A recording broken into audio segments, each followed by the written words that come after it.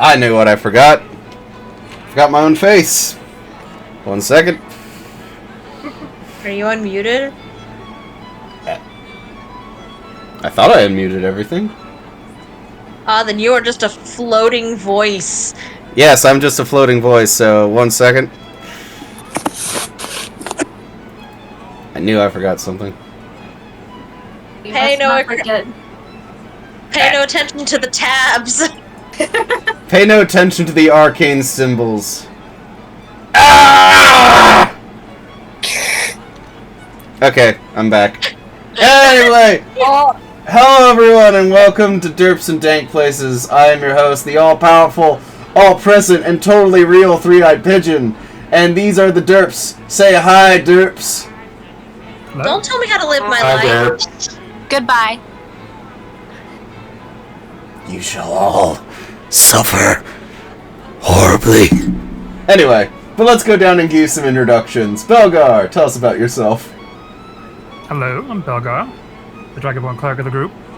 Trying to keep these derps alive as best I can, but you know, some things don't always go as planned. So, let's see what they're up to. Alright. Next up, Kriv. Tell us about yourself. Hello, I'm Crave. I am a hobgoblin wizard, School of Evocation. I'm about half mad scientist and half Gomez Adams. So 100% mad, just of different varieties. Yes! Very well. And your lovely significant other, you mind in telling us about yourself, Entropia? Yes, and I love my husband so very much, even if he's crazy. But, actually no, especially if he's crazy. Anyways, I am Entropia. Your family certainly does have a type. Absolutely. But anyway, my name is Entropia. I am the token human of the group. I'm a rogue assassin, and I'm totally not about to steal some official papers, look at some official things, and maybe other stuff in a magical office. It's going to be great. Alright. Speaking of a said magical contract and all that nonsense, the lawyer herself, Phoenix Wright's understudy, Jocasta, tell us about yourself. I don't know who that is. I am Jocasta I'm Marsaurus. shaking my head right now. How many times did I say I've never seen that this weekend? This is like 8. I lost my train of thought. Who am I? I'm Jocasta. I'm an elf and a wizard and future lawyer. Current lawyer. I haven't passed the bar, but I'm doing law work. The bar is what the demons in hell beat you with when you fail. But, alright. Last and certainly not least, Nassim. Tell us about yourself. Hi, I'm Nassim. I am an Air Genasi Tempest cleric and Way of the Four Seasons monk. I'm gonna get a basket today. Yes, a basket. And nothing else. Nothing else will happen. 2 explosions. Alright. So, when last we left off, reality decided to crash, but that's beside the point. We were going to have, with Entropia and Jocasta, trying to acquire an entrance into the exclusive office of Jocasta's client, one George Hall, of the Perfect Pearl. The only way to do so, though, is to get his key, which opens up the, at least what Jocasta suspects, the demi-plane in which his office dwells. Using the ever-so-cunning hands of Entropia, let us gaze into that situation. So you two are standing in the lower parts of the Perfect Pearl. There's a breakfast/brunch crowd already present. The music that is always playing from the live band is playing. You see George Hall with his accompaniment, his servants of various kinds, including the Maître D' himself, who you have suspected is something more than what he appears. He might be So, a demon. We crew don't of the know. Second Chance, what do you do? Well, Entropia is making herself, like, look at part of the crowd, is actually getting some breakfast, and she's just kind of waiting for the moment to swipe the key from Mr. Hall, and she's anticipating that Jocasta will make the distraction for her. Alright, roll me a stealth check. Okie dokie. But she is genuinely getting breakfast. I know. That is going to be, thank goodness, that is still 25. Alright. So,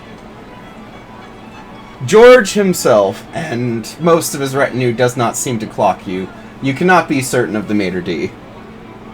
That's fair. And then, Jocasta, what are you doing at this moment? Hold on. Let me check one thing. Yes, at the end of last time, before we had to take our forced break, Joe was already talking to Hall. Like, she was like, hey, let's go do some law work. And she was trying to steer him past where Entropia was standing. Alright. Like, physically has his arm and is taking him to her room.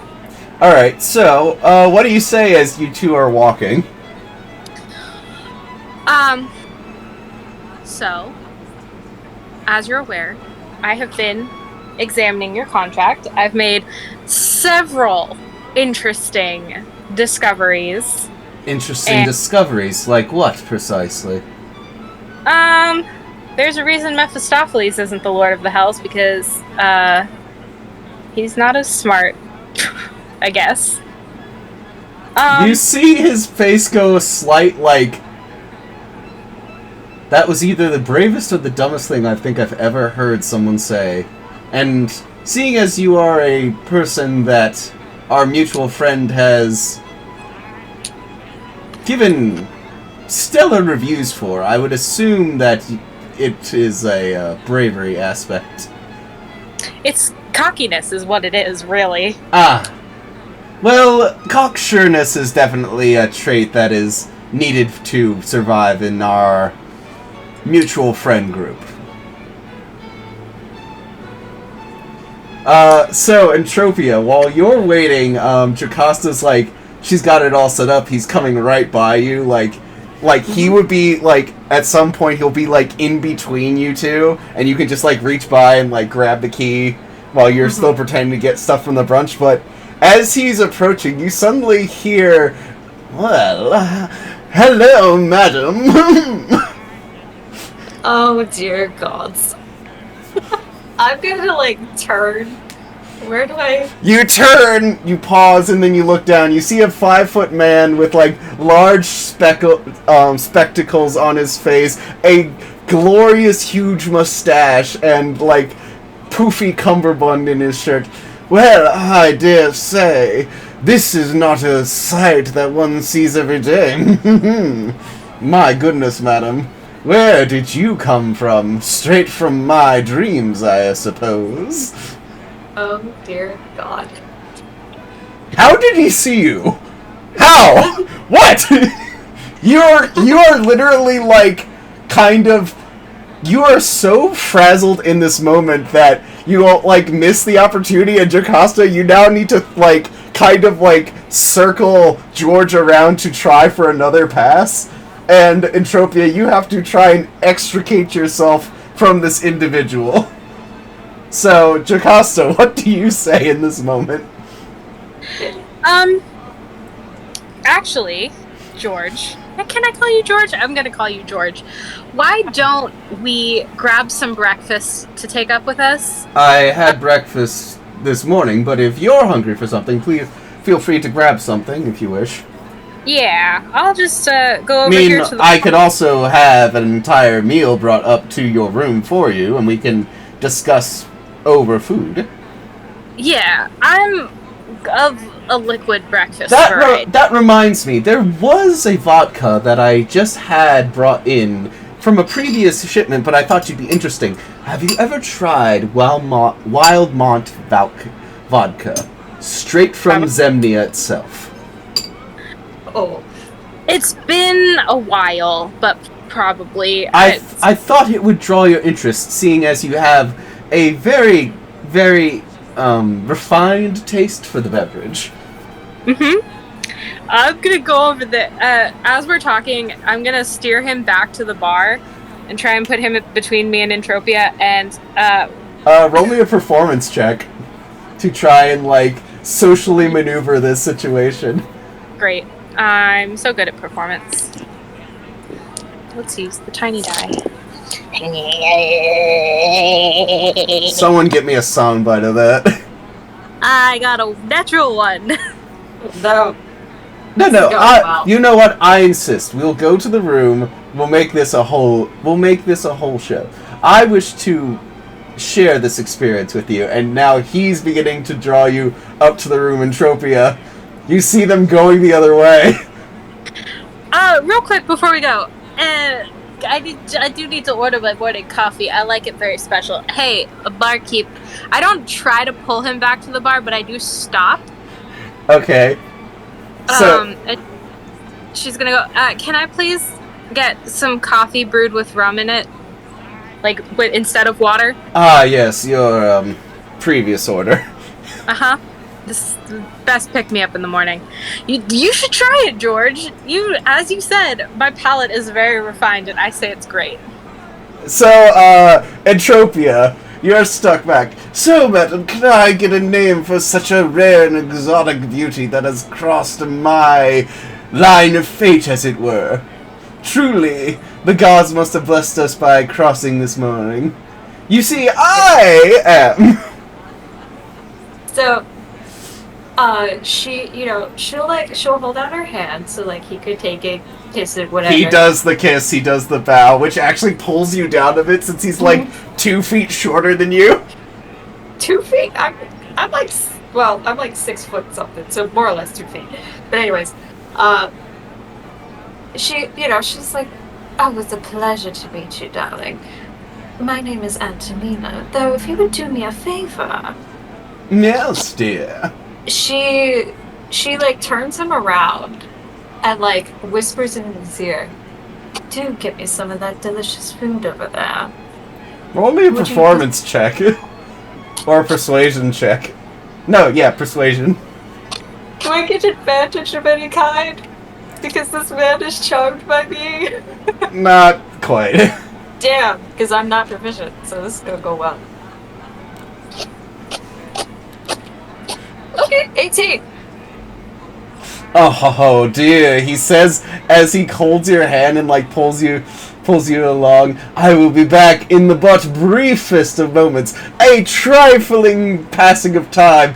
A mere minuscule, as he just continues to say it, as he begins to like pull it out longer and longer as you see Jocasta and Jor.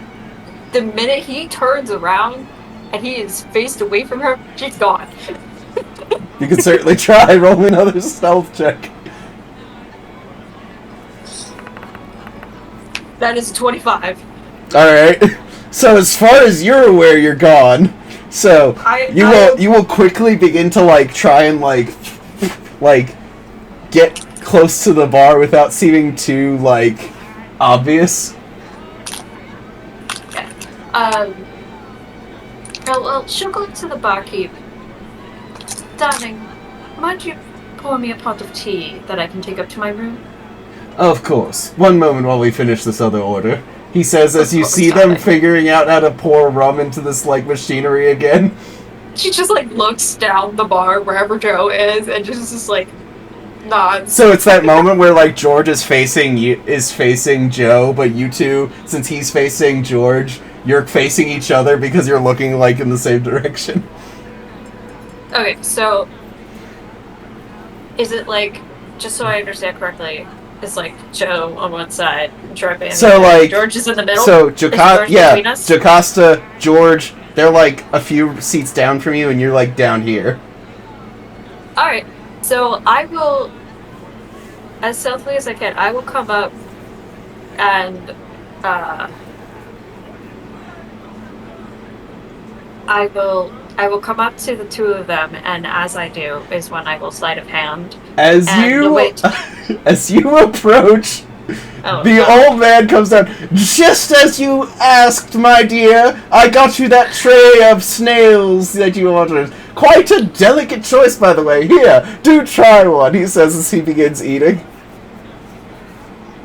At this point, Jocasta and Entropia are looking at each other, and Joe, the look you see on Entropia's face is she wishes she could just kill this man, but we are in public right now. Oh, thank you, darling. I truly appreciate it. As she will take a snail. She will take some escargot. That I'm assuming is what this is. Alright, do you want to see if she likes it or not? Sure. Alright. Try it. I guess a percentile. Oh, crap. High or low? Oh, whoops. Hey! I'll roll it again. High or low? Let's go with, we'll go with low. Only because I personally don't like snails. Okay. So we'll see if she matches me. And They are the worst thing you have ever eaten in your entire life. And you used to live on an island where, like, goat and bread was, like, your primary source of food. Mm-hmm. And some other stuff. Yes, Jocasta? I was just gonna ask, if as Entropia is eating the snail, can I subtly mage hand and knock the tray out of the guy's hand? Please do. Yeah, roll me an Arcana check to see if you can manage to, like, pull that off. I'm using a different die. Please do. Help me. If it's an Arcana check, can Node help me? Yes. Excellent.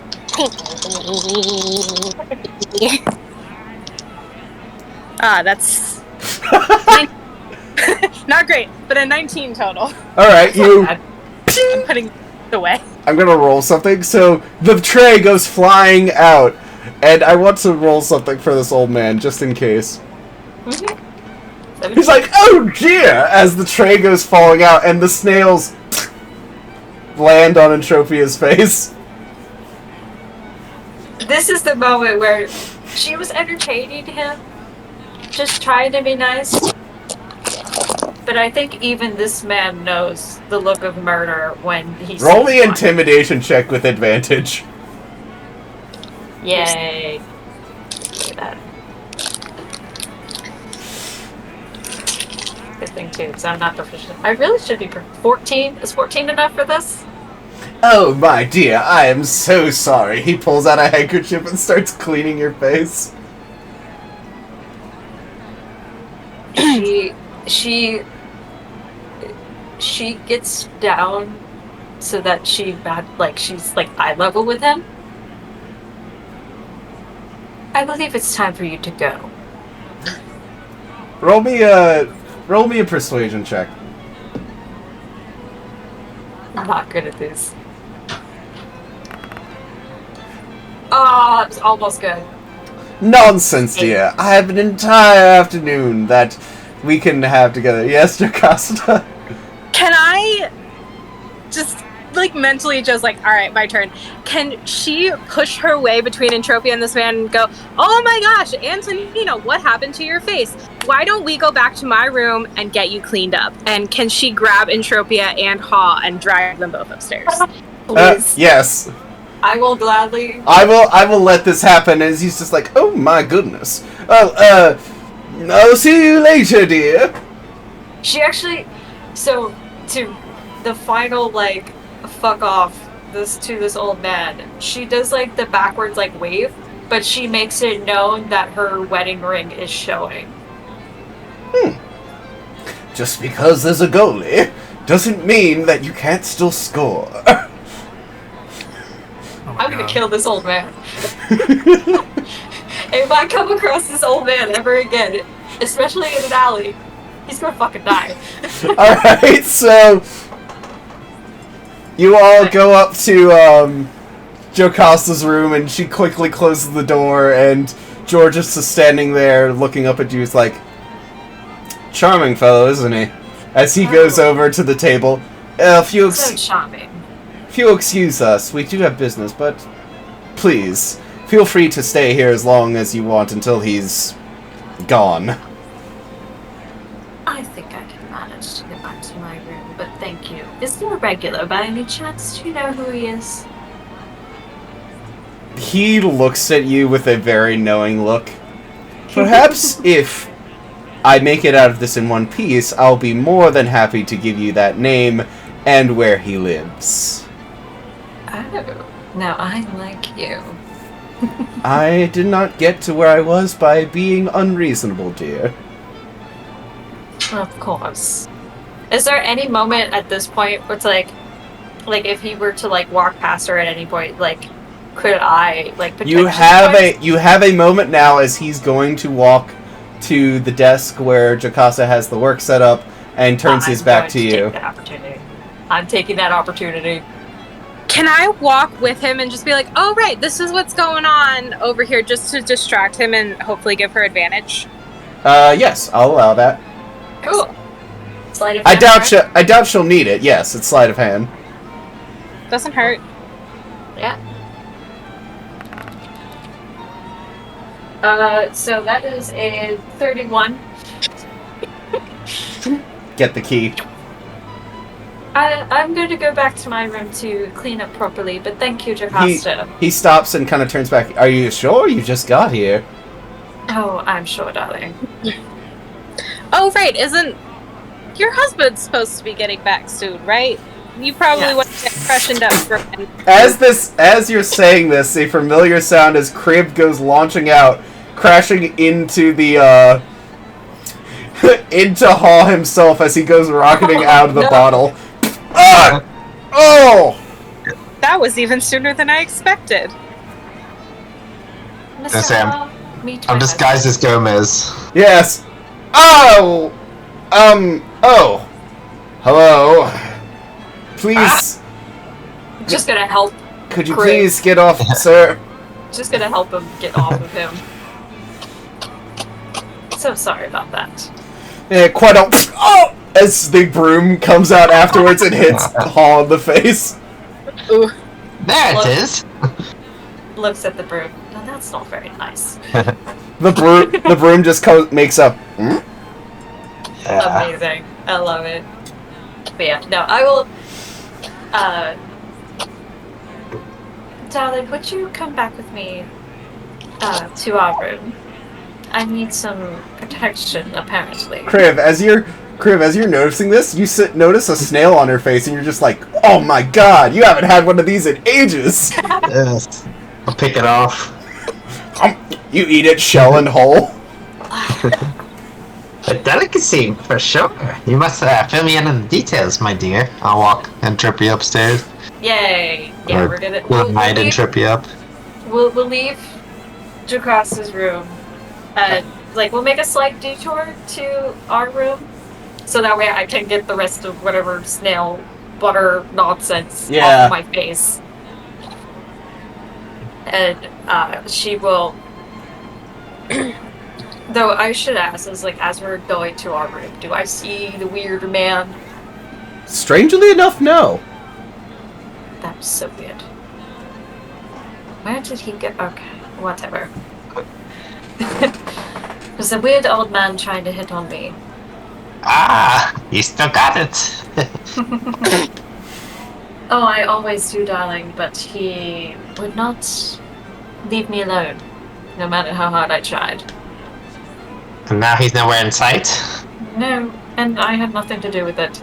Though funny enough, as you're both walking, you notice the maitre d' standing where he was dismissed in the previous session. He's just looking at you. Should I give a nod? Like, hello, dog. Like, a nod. He towards gives him. a slight nod in return. But yeah, no, they will return to our room to make it look like there's nothing suspicious going on. All right, you close the door behind you. Get yourself cleaned up. Cleaned up. Now, Cliff, darling, I am about to do some shady shit. As in, I'm about to break into our lovely host's office. And she is saying this in a low enough tone away from the door. I was asked by Jocasta to look into some paperwork that Mr. Hall has. And I would love to have you come with me, but I don't think it would be... I don't know if it would be a good idea or not. It's up to you. You're welcome to stay here. You're welcome to explore the city. Well, you know how I feel about the legal mumbo jumbo. It just goes right over my head, so I feel I'd be a trifle bored. But, I could just hang out and explore around here while you guys do your business. If anything, you can always, I guess, keep a distraction down in the main area by the bar. Now that, I'm great at it. But it will take one of these rum and coffees I've heard about. Which you proceed to go down and wait for your own beverage. But as you're waiting, Entropia, you actually, as Kriv is leaving, you see one of the servants coming up and dropping off your tea. Thank you, darling. I really appreciate it. And like she'll take the tray of tea and everything and like bring it into the room.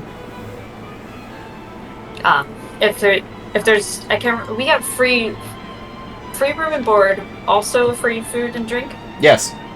Okay. So, but yeah. All expenses are paid here under George.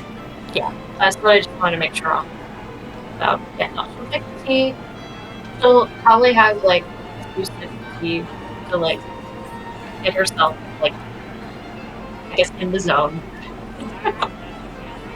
Ready to do this, and once she leaves the room to go find his office, she is going to, leading up to where the office is, she is making it known to where Major Lee is at all times. Alright. So, but she's obviously going to be Sneaking. Alright, roll me a stealth. Sneak.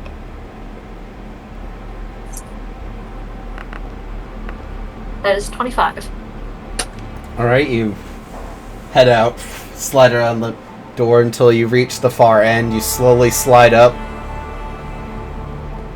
You look around the corner, you see George's office door.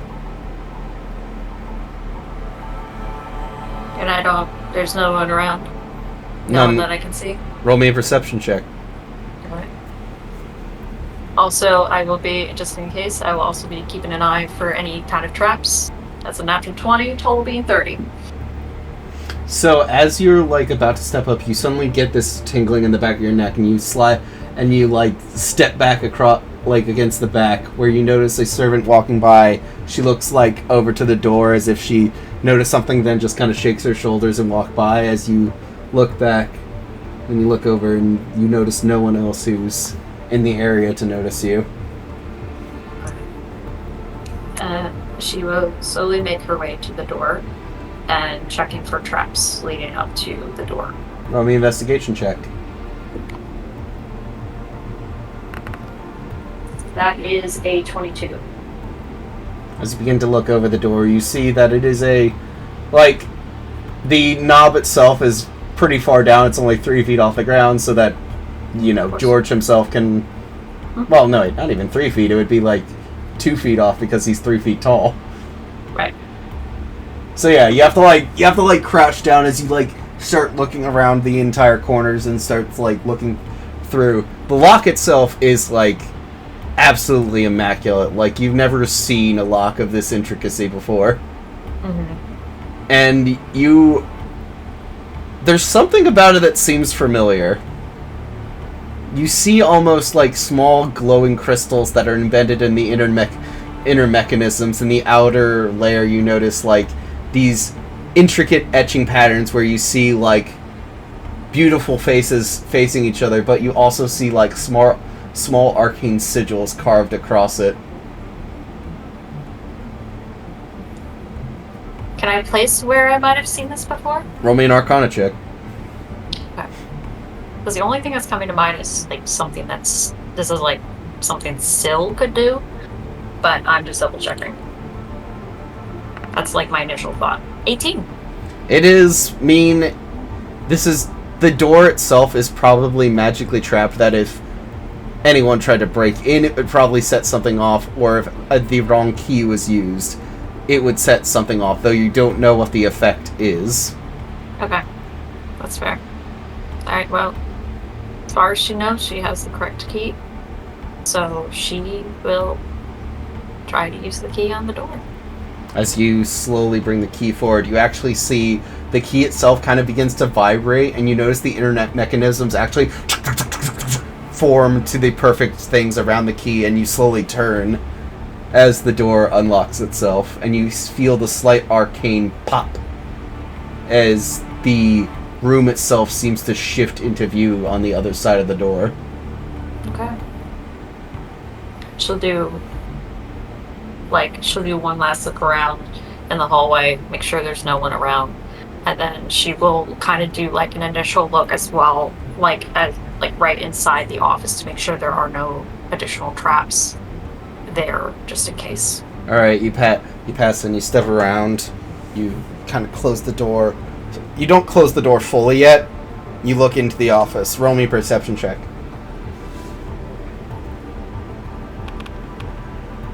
30, another natural 20. So as you're looking in, you see this office that looks like it could be just another part of like the entire structure, but then you begin noticing like things that just seem slightly off. It doesn't, like, the structure itself doesn't seem to fit within what the perfect pearl looks like on the outside. And as you begin looking further, you notice slight, like, oddities that are around the room. You see on chandeliers there are these large gem-looking things, which you suddenly realize they're not gems, they're like containers of some kind. And you notice one thing that catches your eye is that there is a small carved figure up in the top corner, a statue that would be overlooked everywhere else, except you've known better as you see what appears to be some sort of glint in this gargoyle's eye as it looks around the room. Now, is this gargoyle moving? Or You is it... only perceive, because you rolled so well, you only perceived its ever so slight maneuvers, like the glint as you see its eye scanning across the room. You're not quite sure if it can move, but you can certainly tell that it can perceive. It can perceive and potentially notify Hall if there's anything weird going on. Yes. Alright. So, with that roll, if possible, am I able to discern if its eyes go towards the desk at any point? Roll me an investigation check as you watch its eyes move and you try to, like, glean a pattern. That is a 23. You begin to assess a pattern. It goes from it goes from one far corner to the next, to the door, back, across the desk, kind of in a snake pattern. It does a thorough sweep of the office before jumping back, going across the desk, up to the top right corner, giving you maybe about 6 seconds. Okay. So, knowing the pattern, she is going to go towards the blind spot that's at the desk. Alright, roll me an acrobatics or athletics check and a stealth check. That's going to be acrobatics because I'm proficient in that. I figured as much, but never hurts to ask. Thank you for giving me the option. Alright, so acrobatics first. That is going to be a 29. So, you legs tight, ready. You do the kind of like a sideways like jump somersault, and you slide, long legs extended underneath the desk, and then you quickly try to pull them in as the eyes would go over. So basically, you're now hiding under the desk itself. Okay. So, what's your stealth? My stealth is a 25. All right, let me roll something quick. It would have to. That's weird. Ah, God! What? No! Stop that! What are you doing? Is it fighting you? Yeah, it's fighting me. Oh no, that's not good, friend. Eh.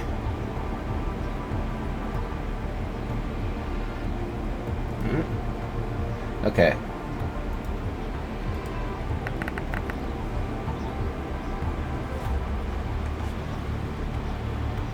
No alarm is sounded.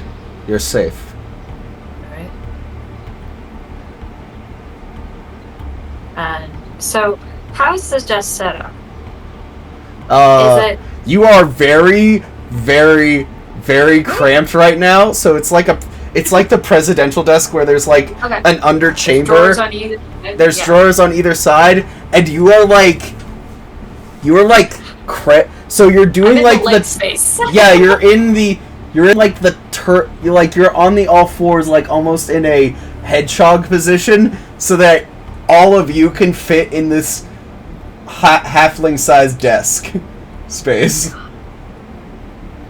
So you now So now you are slowly doing an internal clock countdown to when the eyes would pass over the desk, and you can take opportunities to try and figure out how to get into each of the drawers in those intermittent 6-second moments. How many drawers are there? 1, 2, 3, 4, 5, 6, 7, 8, 9. There are 9 drawers. 9 drawers, alright. 3 on the top, 3 on either side. Alright. I will... The first ones I will inspect are the 3 on the right side. I will Alright, see if going they're... up if the it's a right standard side. lock. Yeah, so I'll start with those 3. Alright, roll me 3 sleight of hand checks to see if you can quickly like unlock and open them before the eyes pass over. Sure. First one is a 25. Alright. First one opens. Second one.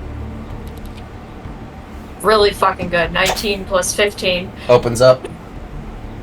34, I think? Yeah, you're good. So, last one. Also really good.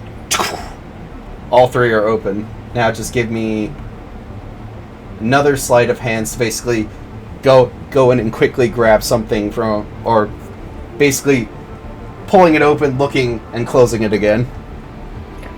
Alright, so... You said some more slide... These are 3 more sleight of hands? Yes. Okay. Alright, first one. It's 25. Alright. You look into the first one, you see what appears to be basically writing utensils, inks, like office supplies of stuff. Basically. Alright, so I should shut that one. So the next one. That is 27. Just double check You it open it. You open up. You look in, and you see what appears to be a mask of some kind. But before you can get a good look at it, you close the drawer again. Go to the gargoyle. Yep. Alright, and then the last one. 25. You open up the third one. There's this weird clockwork device that's in there that seems to be some sort of like automatic abacus. And you quickly close the drawer and go back under. Alright, she'll make that known. She's like taking like mental notes as she's like looking in each drawer. I will then look in the... I said the right side first, so I will shimmy myself and look through the left. Start with the left ones. Alright. Just make also- me a d20 roll. Sure, no worries. 18. Alright, you maneuver safely, not moving anything on, like, not moving the desk at all. Okay. To kind of add to not only looking just to see what's in the drawers, I want to see if as I'm looking in each drawer, I want to see if there's any hidden compartments in any of them.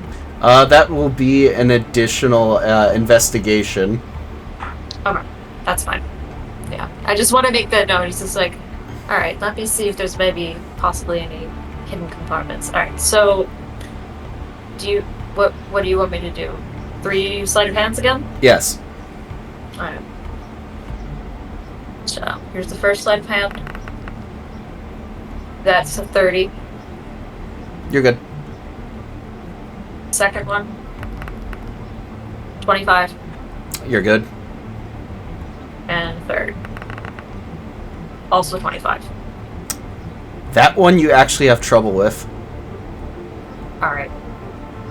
So It is it's the top of the left hand. okay. Alright, so she'll make mental note of that, and she will, instead of trying to rush to try again, she's gonna wait however long she needs before she has an opportunity to do so again. And then, so she will try again after the however long, like 6 seconds. Yeah. A little better. 27. Still not quite there. There's... Okay, your roguish senses are going off that any drawer that's harder to pick than the rest of them might have something noteworthy in there. Mm-hmm.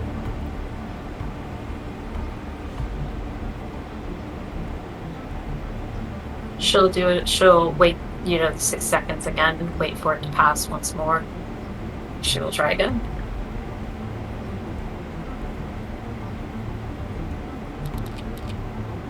$25, so no. Third time's a failure, which... At the third time, you start to feel yourself, like, your arms are starting to burn from these awkward, like, reaching around, quickly trying to pickpocket these. I need you to roll me a Constitution save to basically see if you can, like, continue to hold yourself in a ready position. Right. I'm not good at those. Yeah, I think 6. Okay, you need a moment. Your arms are burning, and you are in this confined space. So let's go over to Jocasta and George quickly. That'll work. Yes. All right. So, tell me more about this apparent lack of intelligence of one of the 9 Dukes of Hell. Well, there's just, obviously he's an idiot. That's just a given. Anyways, she's gonna pull out, probably scrawled across several sheets of paper. There's like several sections, each one labeled contention. So there's contention number 1, contention number 2, and contention number 3 is what she has so far. Alright. You appear to have made some headway. Yes. It's a lot of questions in wording, for example, and she will move contention number 3 to the top. This may be my weakest argument, but it's so vague, and I think that's what infernal contracts sort of thrive on, because it makes it harder to prove whether or not they've been fulfilled, and kind of lets them decide whether they're fulfilled, if that makes sense.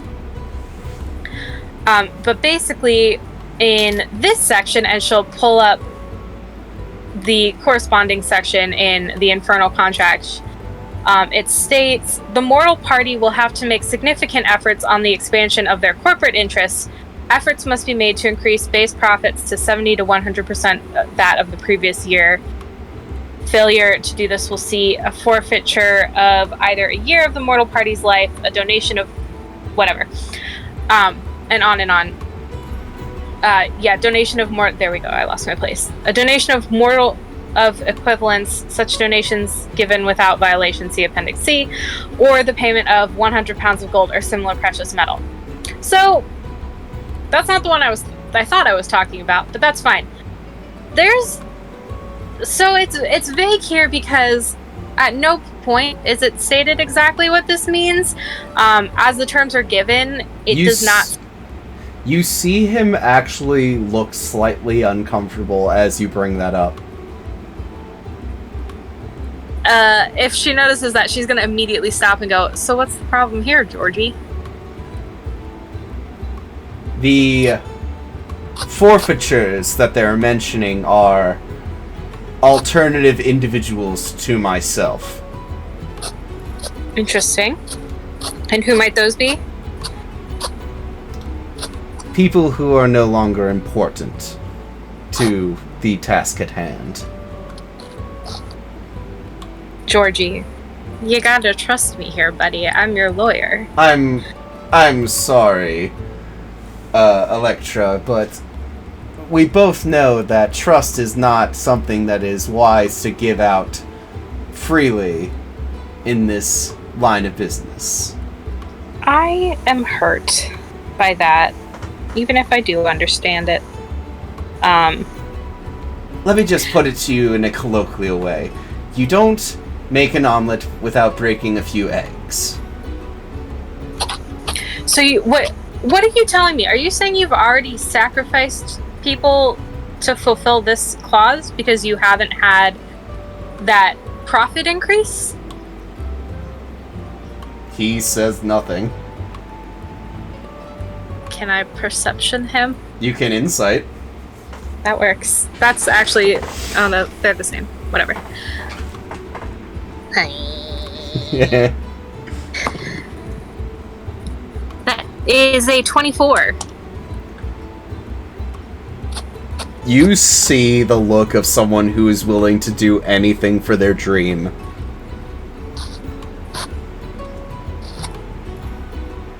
Well, let me just ask you one question, bestie. Was it actually worth it? That remains to be seen. I think if you're having to get out of the contract without it technically being fulfilled, I was foolish. It was a simple trap. I trusted someone I shouldn't have. And in the end, I'm paying for it. But I shouldn't pay with the loss of everything that I've done this far.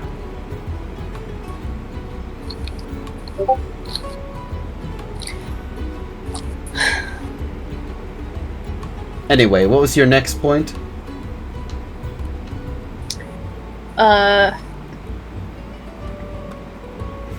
She will slowly, it's just kind of side-eyeing him, she'll slowly move contention 2 to the top. Was there a timeline discussed that didn't make it into the contract? To specify, the only timeline that it said was my own mortal existence, but in that previous statement, I could supplement my own mortal lifespan with donations to my previous benefactor. AKA mortal sacrifices. If you wish to be so literal. I do. You are a lawyer, so suppose it's your right. That's right. I am a lawyer. So, in my opinion, the contract is pretty vague on what exactly is being accomplished. It establishes that your goal is to establish George Hawland, which, for the record, is an incredibly stupid name for anything. He just looks at you like, gee, thanks. You're welcome. Anything named after yourself is generally stupid. That's why I didn't name my children after myself. I did name them after my parents, though, so I guess that's a moot point. You see his eyes slightly narrow at that. Yes? You have children? Yep. I'm just surprised. For why? I mean, a woman who drinks vodka first thing in the morning and rum and coffees is not the person that I typically think is the family sort.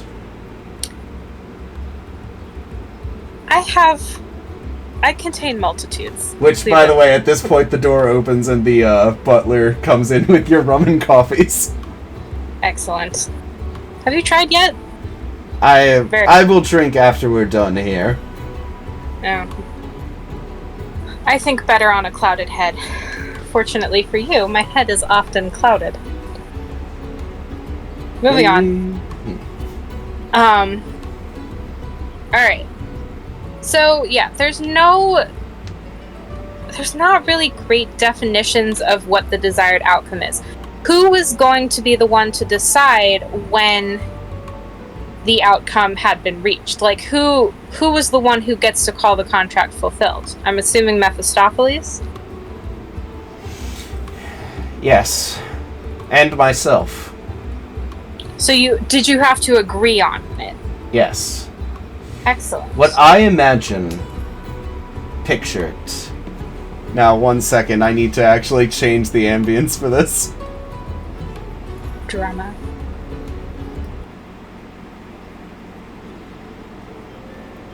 Imagine this place as the center of a land of endless entertainment and whimsy.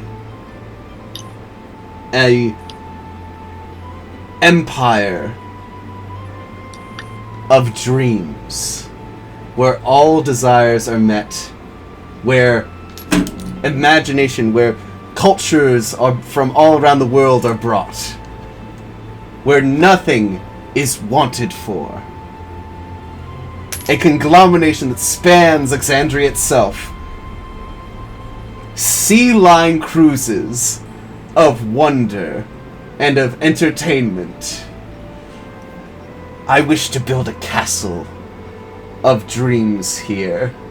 A media empire that will rival all others. All will know the name George Hall and know what he creates is good. Joe, as he continues talking, Joe's face just gets like more and more, I guess, incredulous, and she goes, if you'll allow me, she goes, "Who are you, Walt Disney?" Who's that? Your nose starts bleeding. That's fair. And yes, you guessed it. Welcome to Exandria's Walt Disney right here. A man who sold his soul to the devil for power. At first I was like Las Vegas, and then I was like, the media empire got me. Anyways, okay. Here's the question. What if one of you were to state that the terms had been fulfilled, but the other disagreed? What sort of arbitration would be called for? This right here. Okay. This interim point where we bring our cases to a higher authority for it to be basically renegotiated. Okay. But I am far, far away from what I am planning. Sure, but you want to get out of the contract, so... But I don't want to lose my dream. I will have my own kingdom. There are easier ways to do that than making a deal with the devil. Just saying, buddy. I was a man not born into privilege. Everything you see now was gained through wit, cunning, but nothing here at the nothing of the pearl itself was gained through honest means. There's only so far that a singular man in a singular life, with nothing to his name but his desires, can do in this world.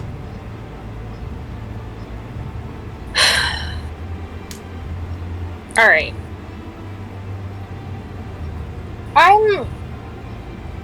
I'm really starting to wonder...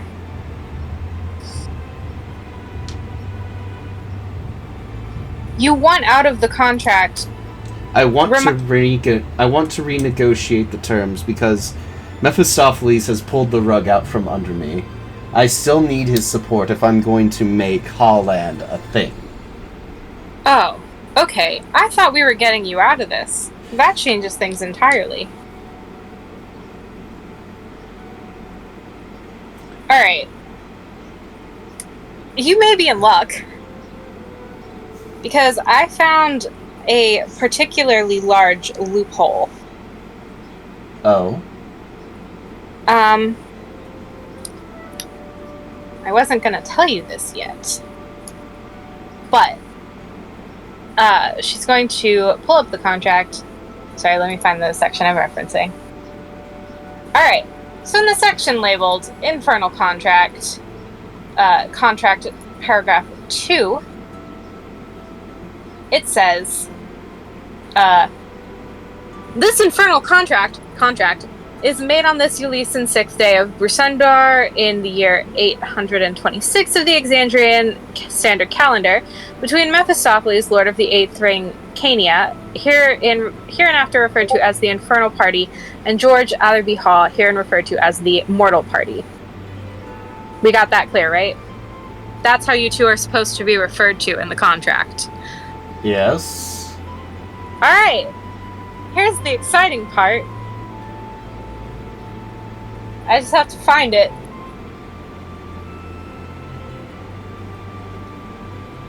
Do you need a magnifying glass or something? No, I gotta understand my own writing.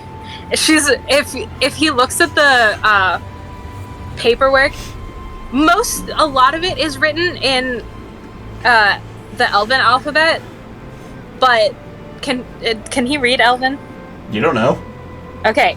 If he can, it would be written in multiple different languages, also interspersed with code and other alphabets. And so this thing would be indecipherable no matter what language he knows. Yeah. There's also sections, including this one, written in her own writing system, aka Circular Gallifreyan. Amazing. He just looks at it and he's just like, I have no idea what that says. Good. That's the way it should be. Scholars like to think they know what I intended from this alphabet, but they are wrong because they're all idiots. Anyways, she points at the next section, which reads, Preamble. The Mortal Party agrees to enter into this contract of their own volition and understanding. In exchange for their immortal soul, the contracted shall be given the means, knowledge, and opportunities to create the kingdom of which he seeks. And she looks at him and she goes, Did you hear it?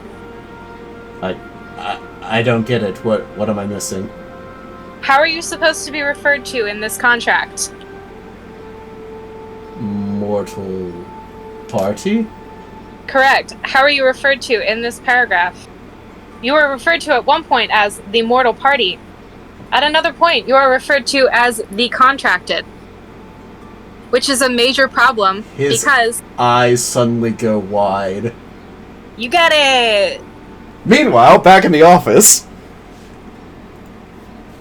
Excellent. Wonderful. Love it. Woo! Yay, you're doing so good, friend. Let's see if I can do just as good. Alright. So she's definitely like I imagine she like tried to like adjust herself to like give her body a break. Yeah, so you wait a few minutes as you get your breathing under control, you let your limbs regain some of their sensation. Yeah. And then she will while also keeping in mind of the the timing and everything, she will attempt again. Sleight of hand. Uh-huh. Please be good. Ooh! It's still 25? Okay, but I'm just gonna roll something quick. Uh-huh. You're going. Okay. Okay, I need you to make me a dexterity saving throw. As you try the third time, it doesn't work. You accidentally, jeer too hard, and you see the end points of a pen begin to slowly roll off the corner of the desk. Oh, okay. And you see it looks like it's about to, fall. Right. Okay. You said dex save? Yeah. 25. You manage to quickly kind of tap the pen back to its original place before the eyes pass over.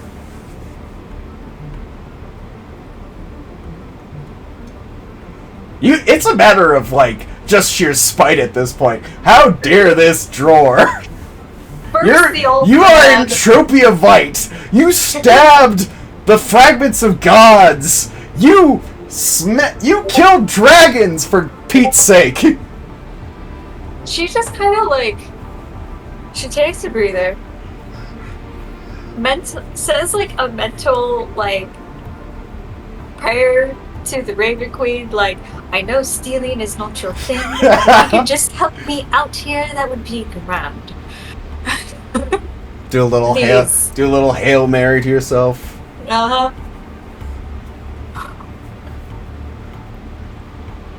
Yeah, she definitely does the I am Entropia fight. God damn it. I will get this damn drawer. I am the better rogue between me and Syl. and obviously wait the appropriate amount of time. I will try again.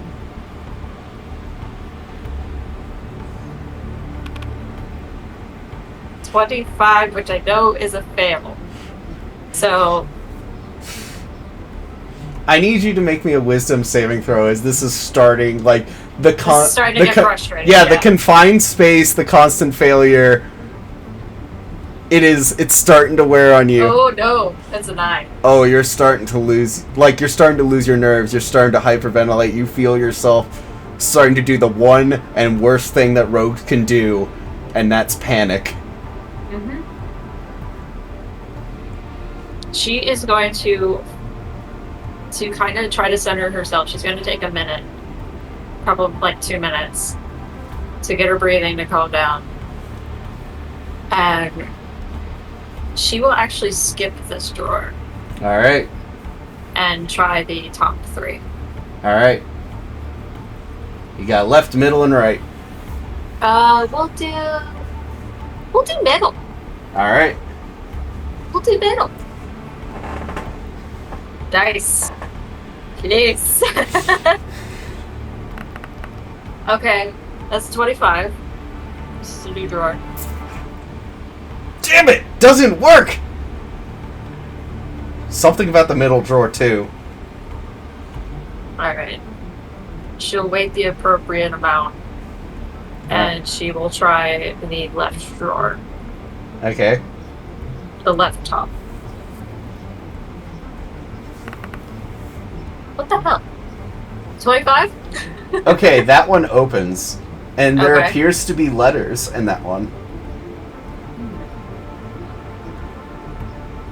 One that looks like a very richly a really rich purple wax seal on top that looks like it was opened and partially crumbled and thrown in the drawer. I will swipe that. Can I, like grab it, but I look at it since it's already opened. Like kind of just like try to uncrumple it, see what it says. This will help her like calm her down because she's doing something else other than trying to open drawers. Dear George, I hope this correspondence finds you well. I much appreciate the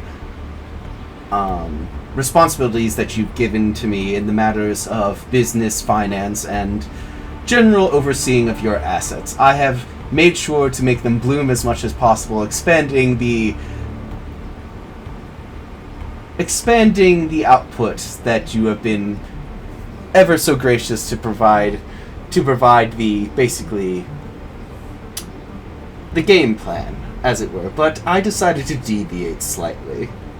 Going against your plan, I decided to open up several smaller corporate functions underneath yours. You surely understand, of course. Sincerely, J.C. Interesting.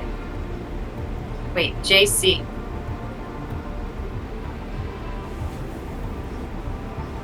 She's gonna pocket the letter? Alright. She could have pocketed that. Mark down mysterious JC letter. I will I might have some tea. So, okay. Alright. So that was the left drawer. Left Yes. top, correct? Let's see. Letter. Okay. So I will wait the appropriate amount of time and try the top right Alright. drawer.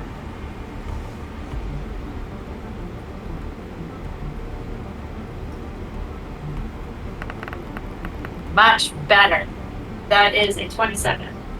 Door opens and you find various what look like personal effects. Like you see a pocket watch, you see a very nice professional looking pen, and you see a small like apothecary bag filled with some sort of powder.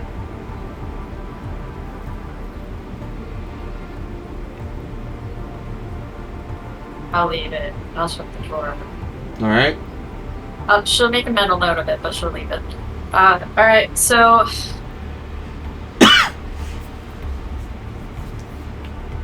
Alright, she will...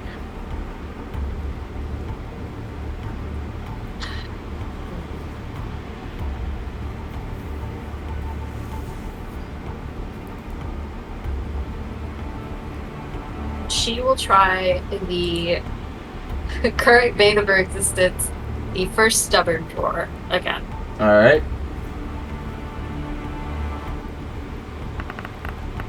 Why? It's the 25. Damn it! Damn it. The dice are like, no.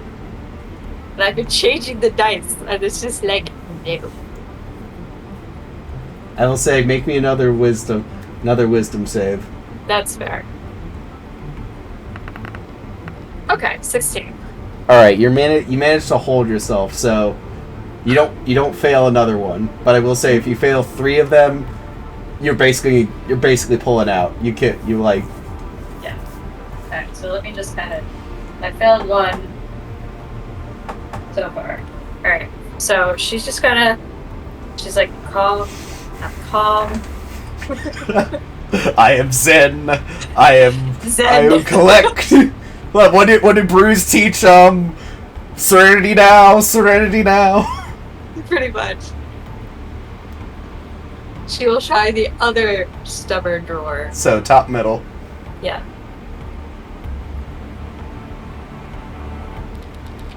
There we go. That's a 31. Opens with a surefire click, and you're able to reach in, and you see what appears to be a large, thick, flat logbook. Ooh, this is good. This is good shit. Am I able to, pull that out, shut the drawer? Mm-hmm. Can I, let's kind of flip through it a little bit? You just see, to see, what's in there? you see written in a common language a various number of letters, not like numbers, letters, different like people's names with small like monetary amounts written beside them, different other names of things that you're not quite sure are people, but are probably like properties or. But yeah, it's a ledger of some sort. That could be good. That could be good. All right, so she'll hang on to that.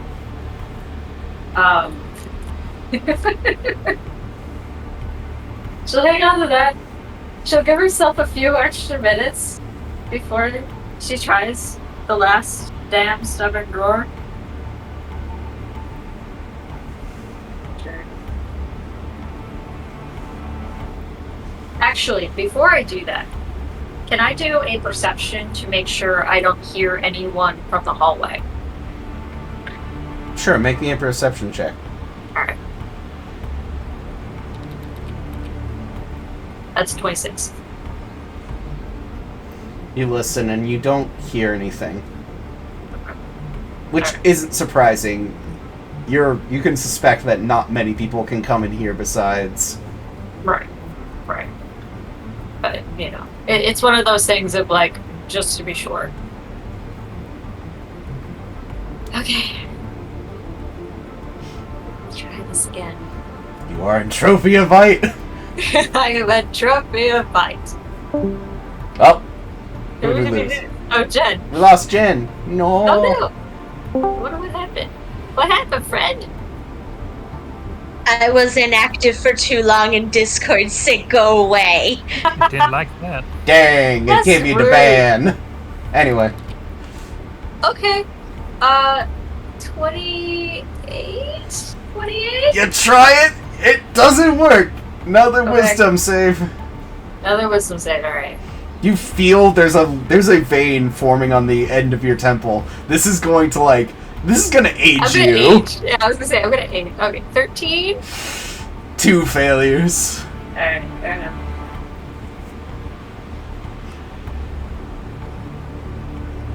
Can I... Before I try this lock again, can I inspect this drawer? Is this an actual drawer, or is this a fake drawer to... Roll me an investigation check. Okay. We're gonna change it up a bit. Just watch this be the natural 20. Yeah, right. No. That's a 26. Does this look like an actual drawer, or is this like a fake one? Or No, it's a real drawer, and if anything, you actually see that there's a thin line of dust that kind of lays over this thing. Like, this drawer doesn't seem to be one that he has touched for a long time.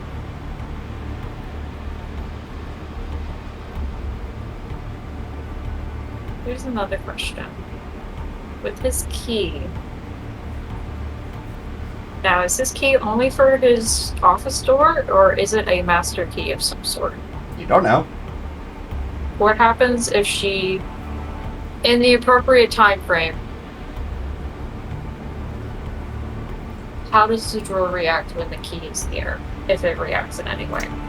You swear verbally and slam your fist against the top of the drawer as the drawer instantly comes unlock as you bring the key near to it.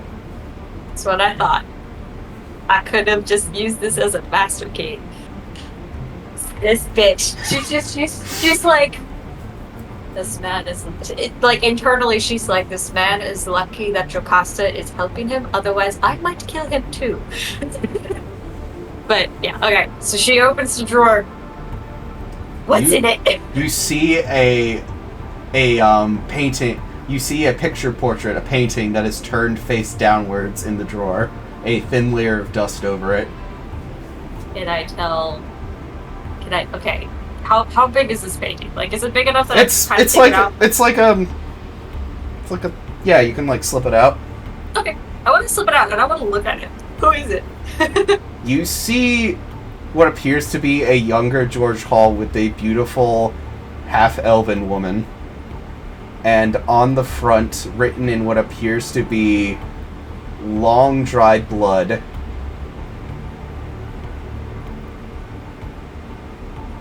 one more step on the dream.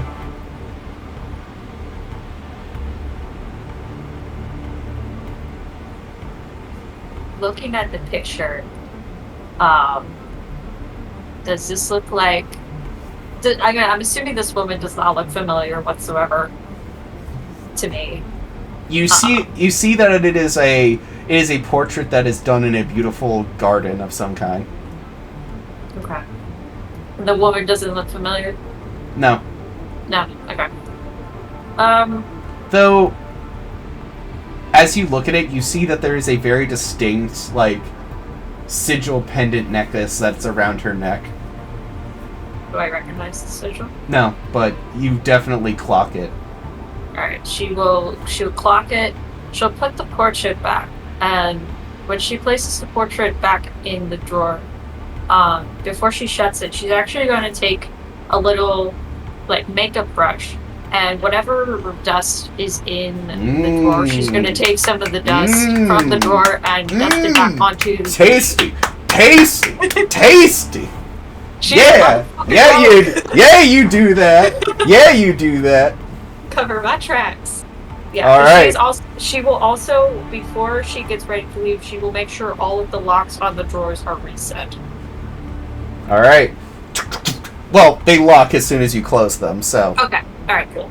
I wasn't sure if that was the case, so I just wanted to make it known that she... No, he is paranoid that... You can tell that George is paranoid enough that everything he has auto-locks after he closes it. Alright, so I have, I have the ledger and the letter. Yep, all you need to do is one more acrobatics check to basically Mission Impossible roll your way out from under this desk and back over to the hallway, back out towards the door.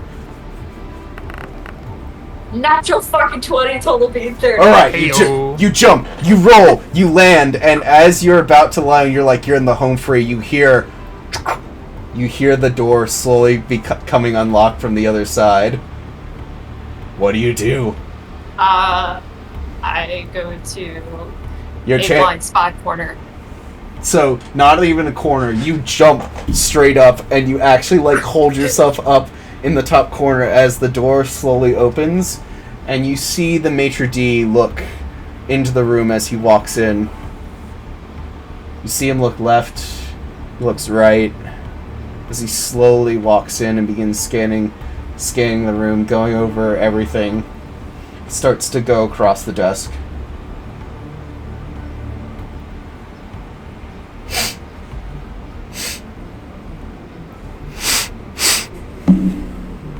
You see now, as he walks, this human, his eyes start glowing as they begin to scan across the room.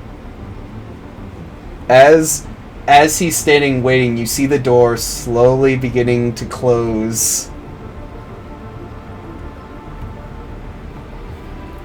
If you can just find the right thing, you can use the door closing as a way out without drawing his attention. But you need to think of something. You need to think of a way to make him look slightly away.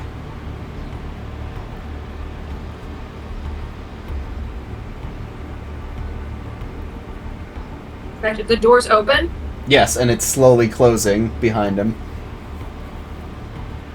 She's going to whisper, and she's going to activate her once per day dimension door out into the hallway. The slight rush of air, the maitre d' looks up in the top corner of the room, sees nothing, and begins to go back to what he was doing. You are out! I am going to sneak. I'm going to continue walking, and I will go back to my room. And once I am no longer in this hallway, because I imagine not a lot of people come down this hallway, except for, like, servants. Yeah. Once she is back into, like, the main hallways and stuff, she will then perceive herself as more casual. And very good. Amazing. We'll go back into her room and just so go, like, scream at a pillow. I don't know. So, Kriv, as you're enjoying your rum and coffee, it's honestly a really nice way to start the morning. Your wife just comes in, jumps immediately on the bed, and just starts screaming. Screams into a pillow.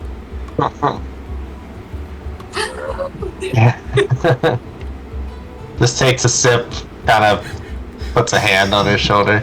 that bad, huh? Pats her head. She pauses from her screaming, like turns towards him, pulls out the key that was in her pocket. I could have just used this damn thing on the drawers. It goes back to screaming. Crib, as you actually look at it, it's like, oh yeah, it has this kind of like ever-present enchantment of knock on it. This thing could open pretty much anything here. Yeah. Oh my dear, that would have been no fun. You're a derp. We do things the roundabout way.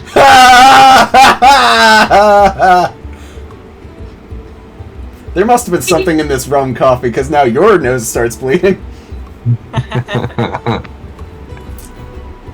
She's just gonna...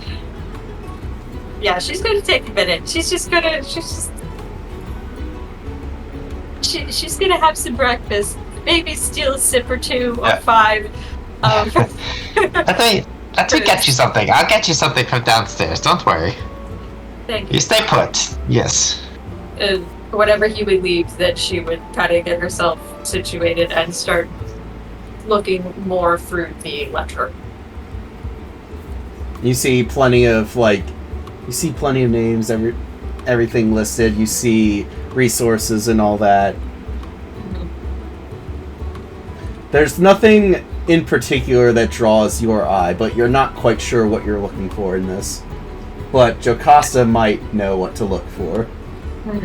Just out of curiosity, she's going to actually take a piece of paper and like draw out that sigil. Mm-hmm. Mark, do I see that mark anywhere in this ledger?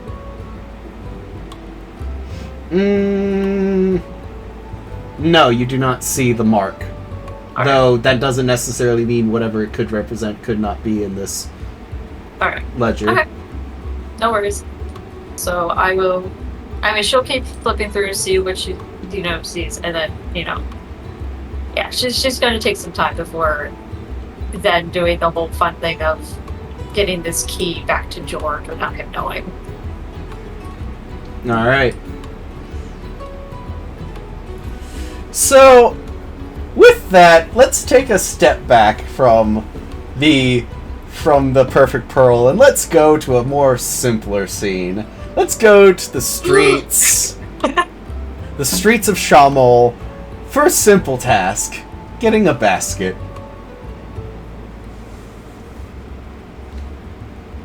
Nothing wrong is going to happen at all. Alright. Sure. Do I have Herbert with me to size this basket, or am I just trying to guesstimate a basket size? Did you want to bring him with you? I don't know. Joe, did you give me Herbert to appropriately size a basket? You can have Herbert in his leather satchel. I will have Herbert with me as a weird, slimy squishmallow in my arms. You see the top of his head, come out, but it's that weird way that the back of his head is, squeezed in, so, imagine his eyes are on the top, facing either direction, because he's confined in this bag space. So, imagine, pug face, but on a human, on Herbert's face. What a sad, strange little creature. Do I have your pity? Always. Well, you have mine, too. Ow! But... Ow! Ow, that hurts! Coming from... Okay, we're gonna ignore that. Alright, so you're going across the bazaar.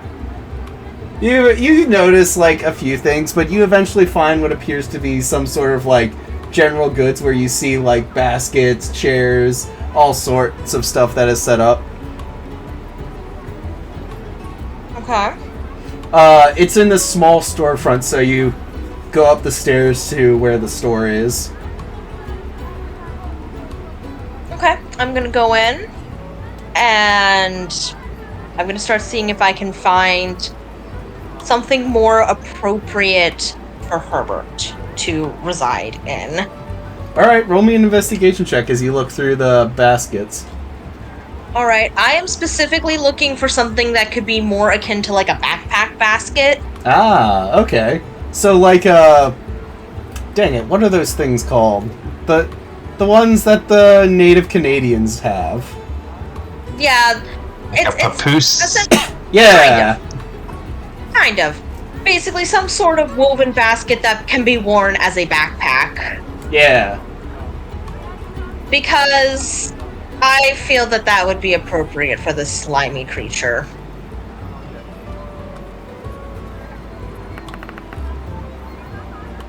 Four. Takes you a while to find. I mean, you find plenty of normal baskets. Not anything that necessarily kind of looks like a papoose. I mean, you find. Is there anything that could be modified? Make me another investigation check. Okay. I'm so wonderful at these. 13. You find something that you feel like if you put a few straps on it, you can make it work. It's a little, like, kind of round, basically, basket, and it has, like, a little topper that can go on it. Okay. I'm gonna take Herbert out of, like, whatever container he's currently in and be like, let's see if you fit, buddy. He, like, you squeeze him out like a thing of, cookie dough onto a pan. And then his little fez shoots up afterwards, like hair that was put out of position. Hey, buddy, let's, I guess this isn't really clothes shopping. This is house shopping. Let's see how you fit. And just puts him in the basket, see how he fits. He just kind of molds into the shape of it and just kind of sits there, and perfectly where, like, it ends, his face just, like, looks out the front. So, like, if you were to take the basket topper off, his face would just be looking directly at you. Do you like this? Does this feel good? Feels a lot better than the other one. And Do it's you want this? and it's breathable. I don't sweat as much. Great. You sweat. What do you think Sweat. that slime was? Yeah, I'm not thinking about that. Okay, let's get you out of here for now. There's a thin film now on the inside of this basket. If you weren't gonna buy it before, you are now. You have. Okay, I'm gonna go to, like, the owner of the shop and be like, how much for this? And She looks down at the state of the bag. Gold piece. do you have anything that I could use? Do you have, like, any leather straps that I could turn this into a backpack? This isn't a leather shop. This is a basket weaving. No. You got leather. You go get it yourself. Okay, where is a leather shop? Just down the street there. Look for the,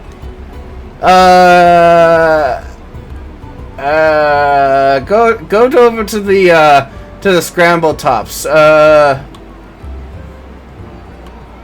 Where is it? I'm trying to remember.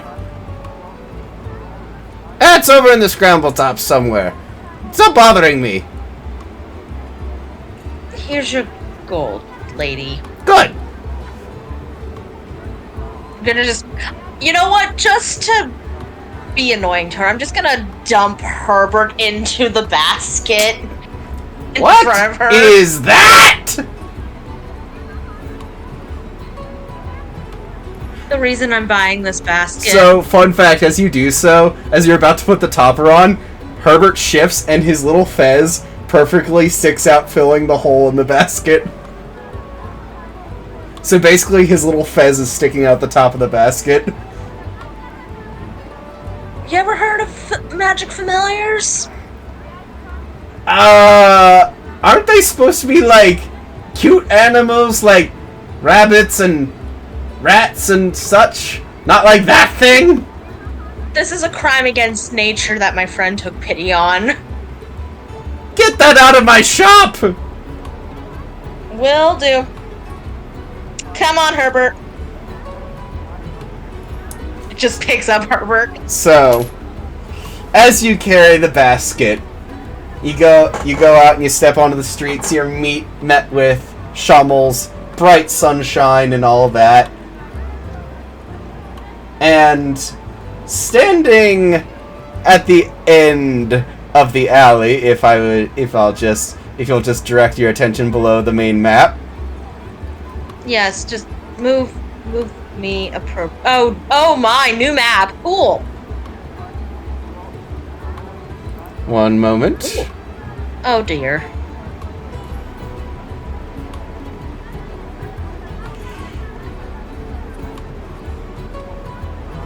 Where?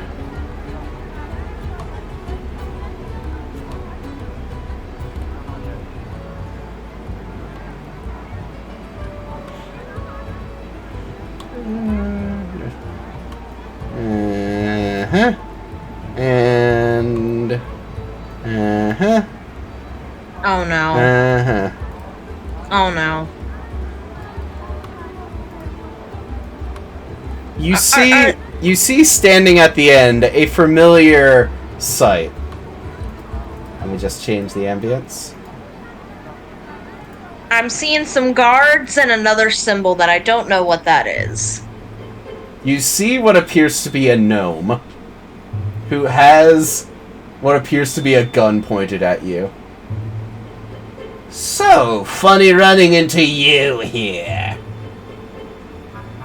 Is this the gnome from the night market? Yes. And he is flanked by two large constructs that have gnomes riding inside them. Can I help you? Yes, you can. First of all, if you have it, we want the orb.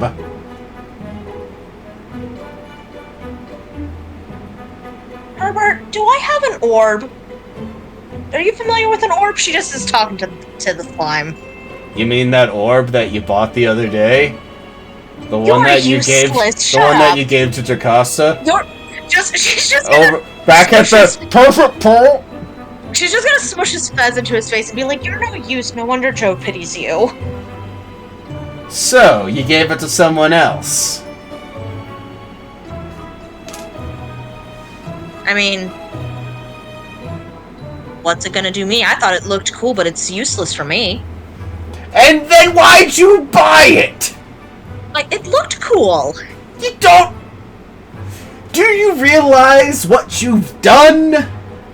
Obviously pissed you off. Yes! You know how long we've been looking for that? No.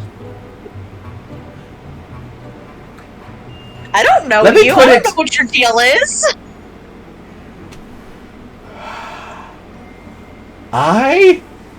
We're going to assume you're with the Wonderlock. How? Wait, what? Boss, how does she know what our organization is? Shut up! See, He says, pointing to the... up. As you do so, you actually hear... She's flying! As gunshots start going off from the roof above, as gnomes are gonna take pot shots at you. Okay. Alright.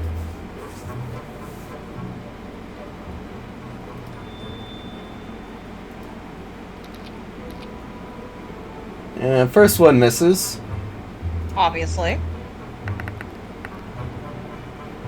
Does a 15 hit? No. Alright. Those anti-air nails aren't doing too well. Does a 21 hit? That one. Yes. Alright. And the last one. I take a 22 hits. Yeah.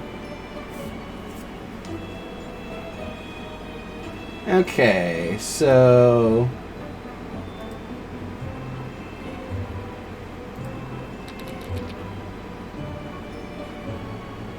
you'll take a total of 20 points of piercing damage, and can you make me a Constitution save as you feel a charge of electricity begin to flow through you? Con save, you say? A con save. Alright.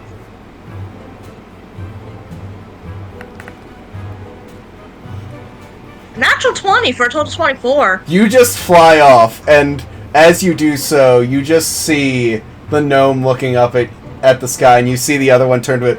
Hey, boss, we really should have planned for Air Genasi being able to fly away. Shut up! Shut up! Shut up! After her, you idiots! After her! As you see the gnomes, like, scrambling to try to follow after you as you just fly away. You know what? I'm gonna use Ascending and be like, get good, bitch! Curse you, mysterious blue person! Alright. So... Just throwing shade I mean, I'm going to circle around a bit so they don't see me come back to the Pearl. Alright. So... Like, I'm gonna just take a bunch of, like, lazy laps around the city. If I see anything cool, let me know. Alright. So, Jocasta, as George is just sitting there. So we got this.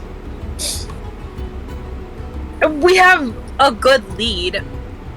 That's why I have multiple contentions, because I want to have some backup, but there's nothing as good as you being called contracted when you were supposed to only be referred to as mortal party. Also because the word contracted is so vague and could refer to either of you.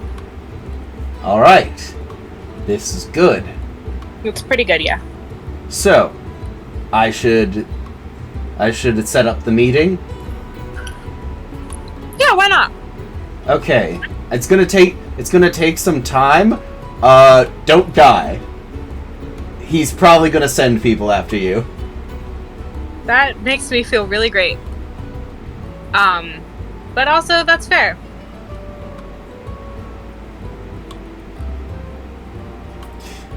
Don't worry. I can, fight off a hellish little bastard. Like, Muffin, stop it, please. I have several questions. Actually, if I may, why are you... And suddenly the door just... A loud knock just comes on the door as he just looks back. Huh, wonder who that could be.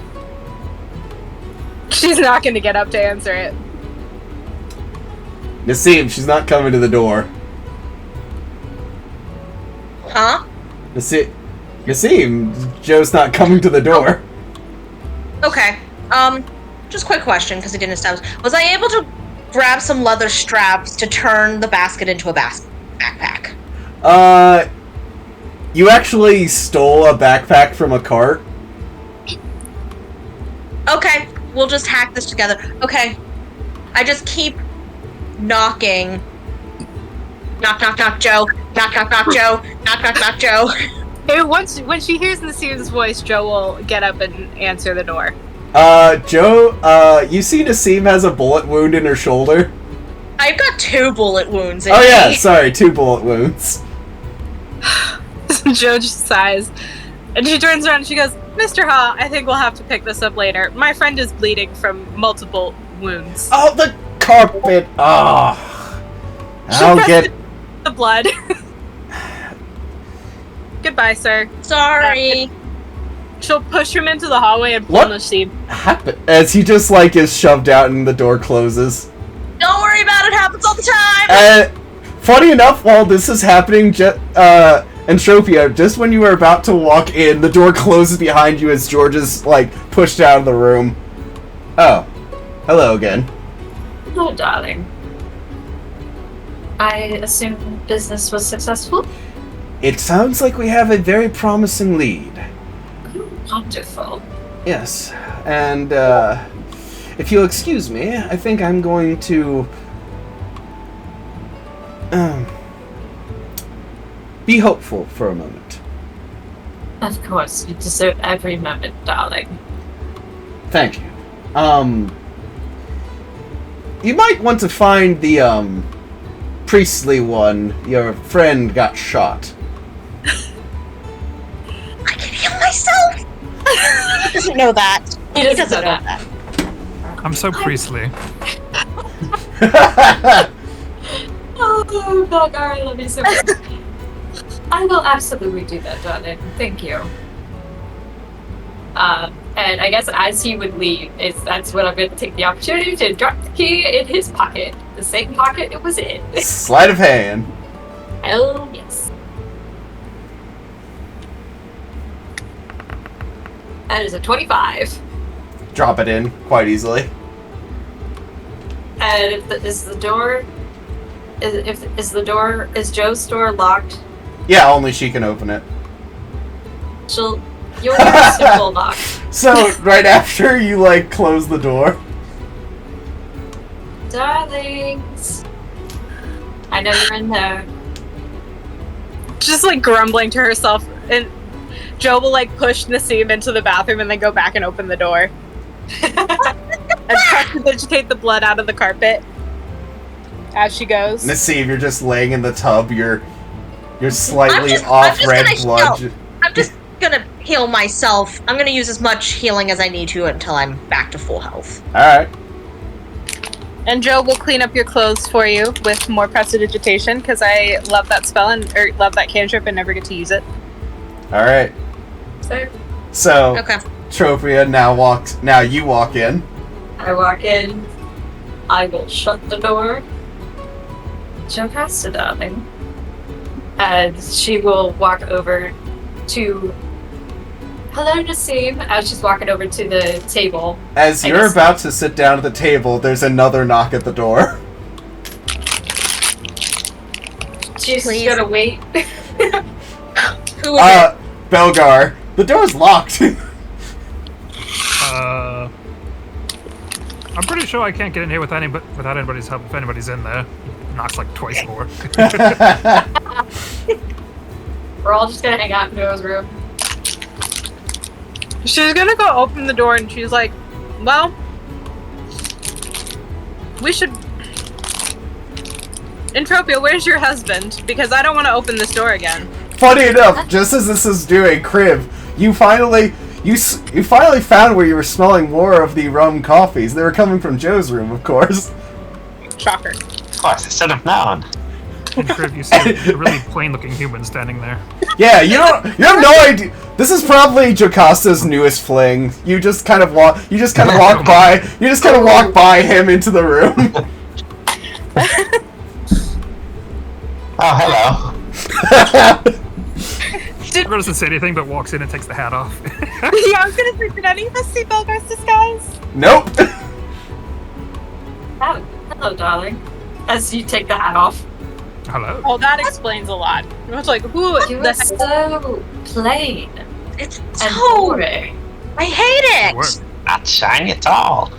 I know, it's awful. This is much better. So, Your actual self. Belgar, you notice that, Jocasta's cleaning off bloodstains from Nassim's clothes. That was expected. You see, Entropia's got a book. You have your own stuff that you got from the records. So it appears everyone was successful, because in the corner you see a bag that Herbert's little fez is sticking out of. Nassim, in, her undershirt, with, old remnants of blood from the blood wounds, she's currently, hacking off the straps from the stolen backpack. I'm gonna watch her do that for a second, and then I'm gonna be like, "Hey, Nassim, how'd you get shot?"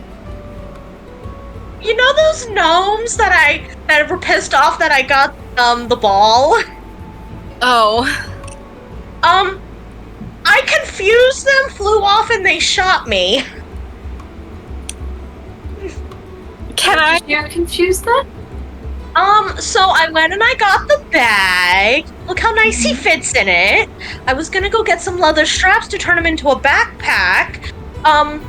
the guy was there with some constructs with other gnomes. As you're healing the wound, Nassim, you see the bullets actually coming out and landing on the floor. Yeah, these, some of these, they look nicer than Crib's. They're better at getting nicer guns. Oh, we got a new gun for you, Criv. Anywho, the 80s. Alright. Criv, as you're observing these are like really nice looking bullets. Like they're cartridge, they're not ball shot like a lot of typical guns. Though like higher market there are cartridge guns. Though as you look around the corner, you do notice that there are like arcane sigils done on them. But anywho, so they're there. They were questioning why I bought Node. I told them because he looked cool, and they were like, "That's stupid." And I was like, "So?" And then I was like, "Well, you look like you're from the Wonderlock. They had stupid faces." And then I flew off, and then they shot me. Crib, roll me an Arcana check. Alright.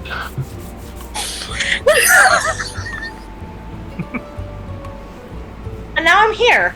Oh, I stole this backpack so I could turn Herbert into a backpack. Don't have some coffee. I want some coffee.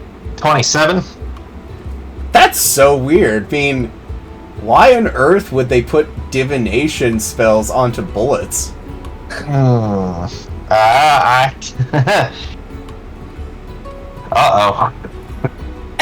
They can't track this room. Right? No, but that doesn't mean they couldn't have tracked everywhere she went up to. Oh yeah, the giant circle I went around the... Oh yeah, I did fly around the city like a couple times. Yeah. So they might... Sure they may be following... What place should be hide these? We should chuck those out a window then. Or flush them down the toilet. Put them somewhere a little more dangerous. Give them a run for their money. We should... Put them in those coolers, yeah. What did you say? Put them in the sewers. Like I said, flush it down the toilet. I was going to suggest Crip try to fire them from his gun, but that's a much better idea, Belgar. And we can have them deal with the kobolds. Mm-hmm. So, with not much ceremony, you go over to the copper bowl toilet with the string flushing system, and you just... Ding, ding, they just go down the bowl, and you flush it, and there they go. Gonna dust my hands. And that's done. Yeah. Before I forget, so Etrovia is actually going to hand the fancy gun to Crib. Crib, this is a beauty. Yeah. And Gordon, I'm going to send you the stuff through the Facebook. Okay. So thank you. so it's not a pistol. It's actually like a blunderbuss. It's like a two-hand gun. Nice. There you go. I sent it to you. Sweet. Oh, thank you. You're welcome. Cool. Can I pull out my coin Sure. and contact Mim and just be like, "Hey, buddy, sorry to bother you again, bestie, but your friends are hunting the seam. Can you please ask them to stop?" Good morning, Mim. How are you doing, Mim? How's the crew, Mim? What are you up to, Mim? Anything else? Anything else? Josh, do I hear her making like this call? Like, is she saying this out loud? Is she saying this out loud? Does she have to? Yeah, she does. Yeah, and she would anyways, because why not? At that point, then Nassim is then going to do ascending to Mim and be like, "So, buddy, I bought something that your Wanderlock bitch buddies are mad that I have, and they shot me."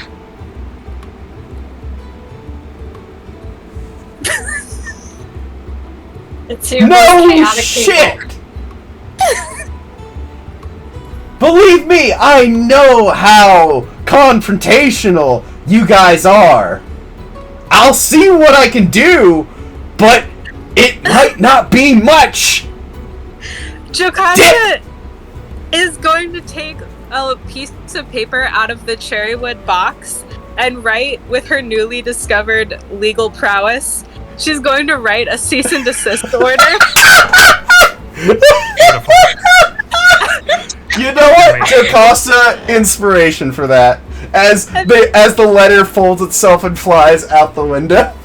She's sending it to the highest ranking Wonderlock member she can think of, So which is actually the headmaster. That's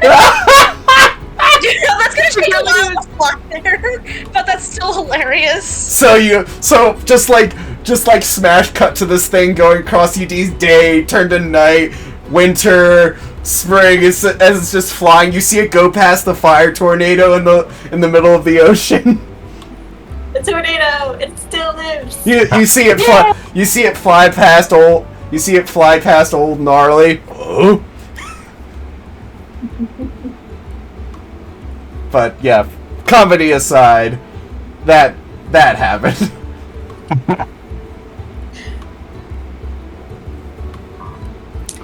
Well, Nassim, you did a great job. I'm very proud of you. But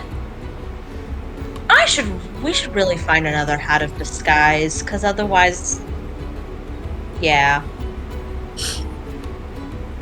Or I'm gonna take this for a while, takes the hat, puts it on. Is immediately becoming basically the randomizer on character creation because she can't think of what to turn into. So, Just changing faces. Yes. So you turn into a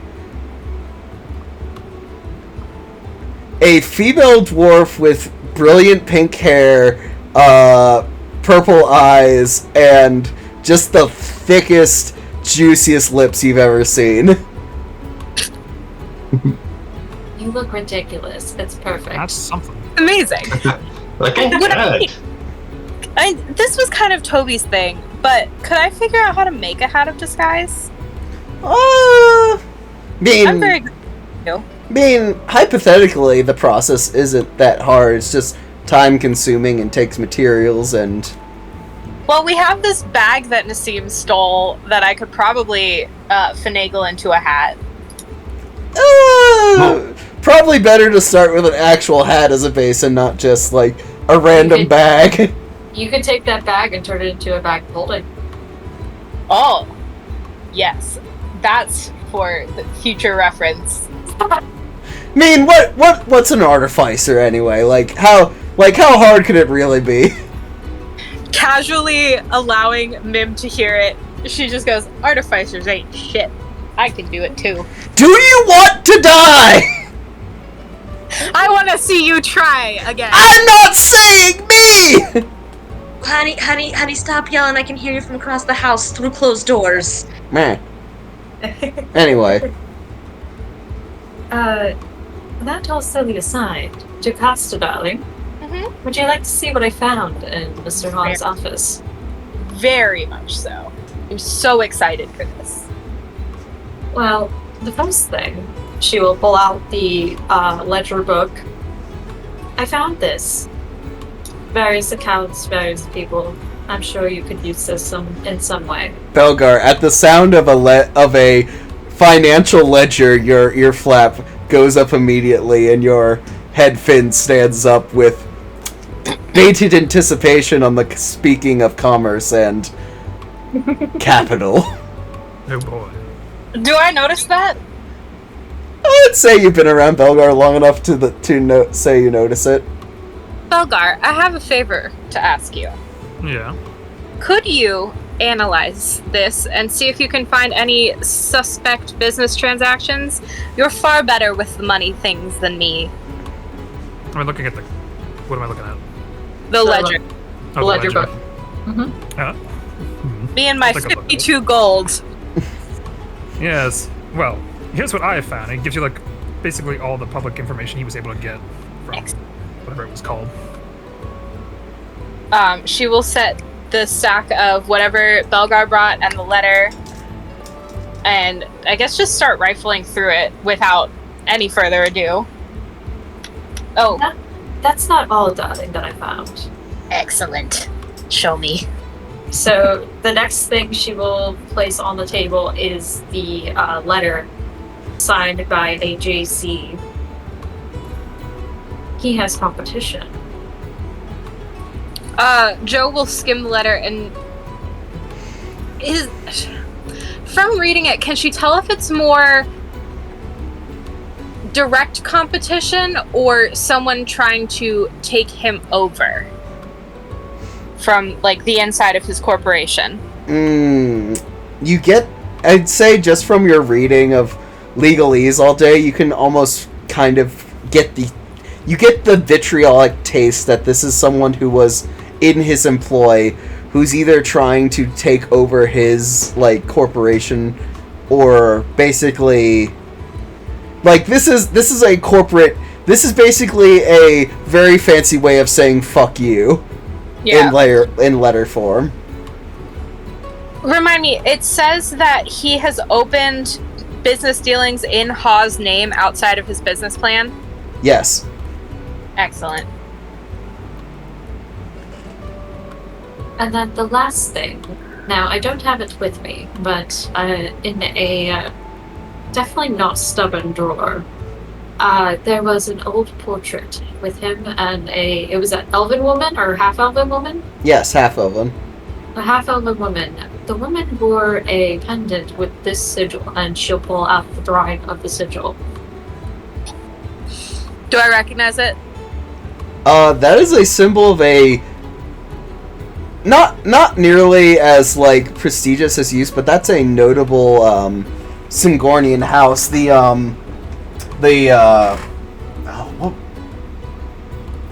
Farglade, the House of Farglade. Interesting. And on the portrait, written in blood, was... I don't know what the Elven translation of Farglade is, but it would be whatever that is. Written in blood, it said something along the lines of another step towards the dream. Something like that. Uh-huh. That tracks with what I found out today. Belgar, as you're looking through this ledger, this is ridiculous. Like, you're not sure what fucking wizardry this guy's pulling off, but the sheer, like, economic output that he's getting from each of these companies is, like, this guy has a standard of, like, 77.6% increase to each one of his corporations yearly. Like, this is fucking magic. You have no idea what he's doing to make this happen. He's making deals with the devil.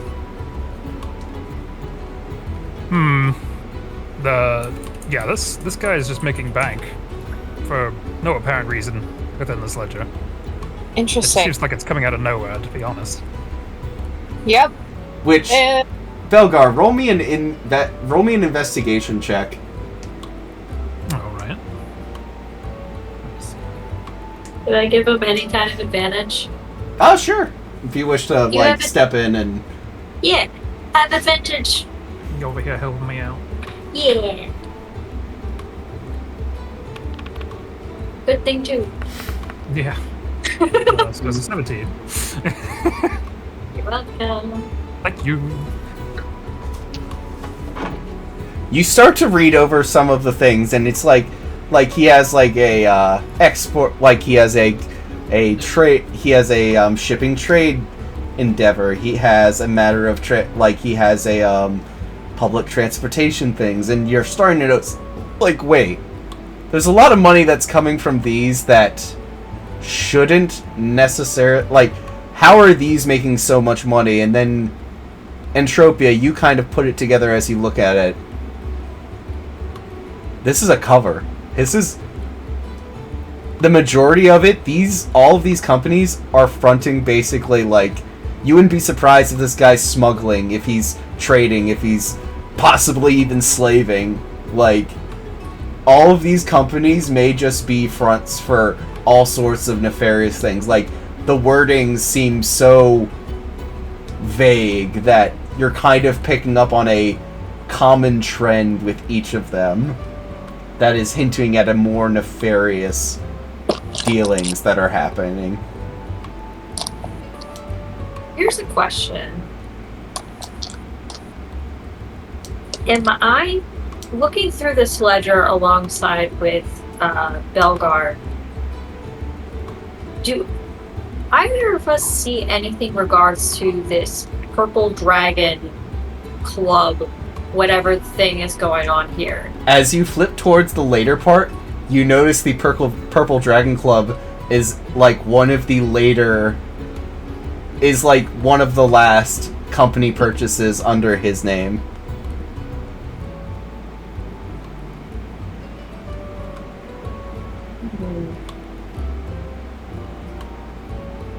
We might want to, as much as I don't like it, but we might want to check out this Purple Dragon Club, whatever it is. He's associated with them. I mean, do we want to get Jocasta sued again if we accidentally kill some devil? That's fine. I'll deal with it. She'll get double sued. Yeah, anyway, let's sue the devil. While we're looking through this stuff, and with Entropia and Belgar's help, can the three of us count how many subsidiaries are under Ha's name? Basically, as you were going, you begin counting, and you see, and you count, in total, in this book alone, there are about 215. He's pushing it. Man's being busy here. Can I start going through the public records and see how many are there that would be different? You count every single one is accounted for, except for a small subsidiary made under the corporations of the Purple Dragon Club, which is, 1 second. Yeah. Ham Hammerson and Sun Masonry. So that's number 216? Yep. Oops. Oh no. I messed up. Hold on. I mean, don't ignore me, but...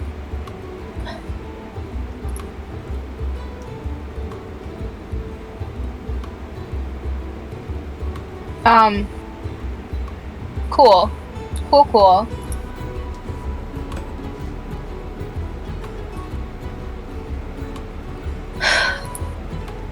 Alright.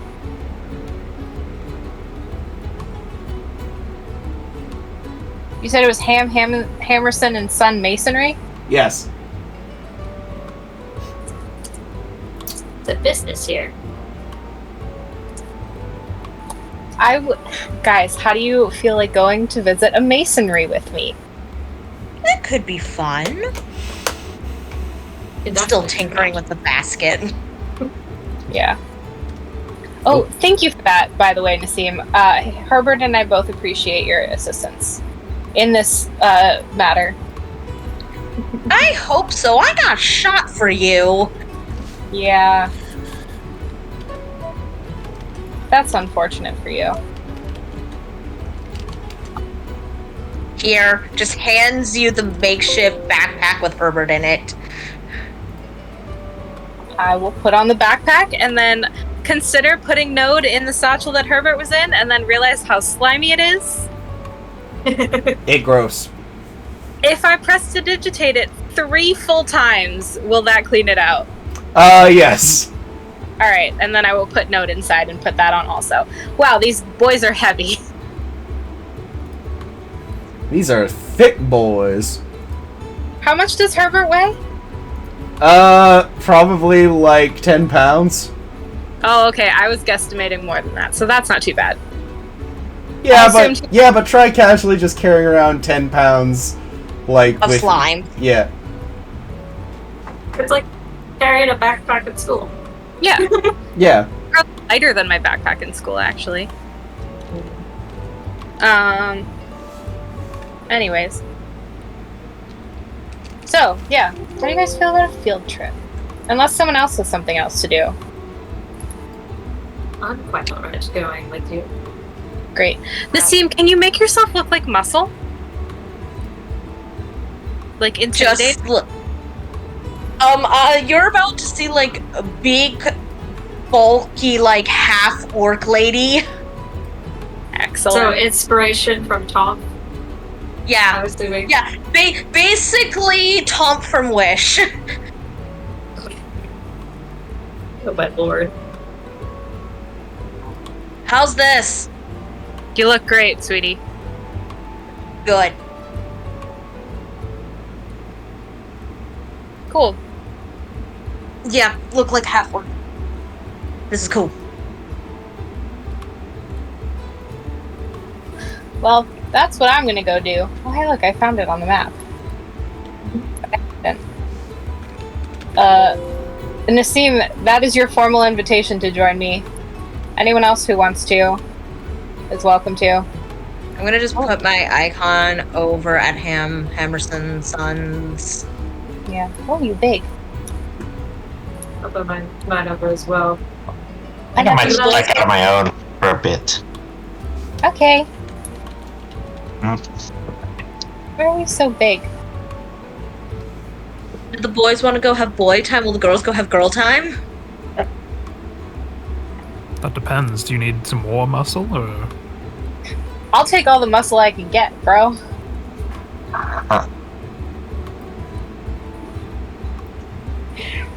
I feel like I'm disrespecting you by calling you bro, Belgar. I'm sorry. I mean, it's something different. She reaches up and pats his shoulder and she goes, I'll stick with bestie. I'll call you bro. Bro, and does like a fist. Like fist bump. Gives you a gauntleted hand. Miss because it's an illusion because of the disguise self. Excellent. I'm a lawyer and this is my muscle. That's how I'm going to introduce myself when we get there. Oh, this is not gonna go well at all. Let's do it. I'm great at this, Nassim. You've been sued within the first few days of being a lawyer. And would you continue to bear in mind that I was sued because of other people's actions? And she looks at Entropia and Belgar and like, I like to think I made up for acquiring things from Mr. Hawes' office. oh yeah, no, Just a little. guys, but it's also not my fault that I'm being sued. So, I feel like you would have accomplished it anyway. oh, I'm sure this guy's just not gonna like me. I'm suing him. No, I'm not. I'm getting in his way. So, anyway. So, Kriv, what are you doing? Kind of wanted to go on a more scholarly pursuit. Maybe find an elemental sage that might know something about the elemental planes that I could learn about. You probably want to go to the assemblage over the Dalen Assemblage, or as you more commonly knew it as the Night Market. Apparently, in the daytime, it is a place of learning. Sounds perfect. Look how close it is. Alright. But first, let us quickly run over to Hammerson and Son Masonry. Joe did say BRB, so you might want to Dang it. do crib Yeah, stuff. go do crib. No, it's fine. I'm still here unless you want to go with Crib first. You can do them first. Yeah. So, you go down, and you see what appears to be like a block of carved rock, like, four-corner, like, it is the most geometric, basic-looking structure you've ever seen, but it looks solid. And around you see beautiful statues done in marble and granite and, like, of all sorts. You see what appeared to be muscular men, muscular women, muscular dragonborns. Is that a muscular kobold? A muscular gnome? Like everyone here just has like massive rolling six packs and like It's a little. So So, new boy and girl toys for Joe. No, these statues all... statues. Yeah. I'm not saying she's not going to try to hit on someone inside, but, we'll see where it goes. But yeah, you hear the sound of carving stone out in this, like, open yard area where you see, in the distance, you see what appear to be dwarves working at these statues. I'm going to pull out... I have a small statue of an elven woman recovered from the Pyra Ashari corpse in the Marrowglade Lock. I'm gonna pull that out and approach them holding it. Hello, gentlemen, gentlewomen, gentlefolk. 1 second.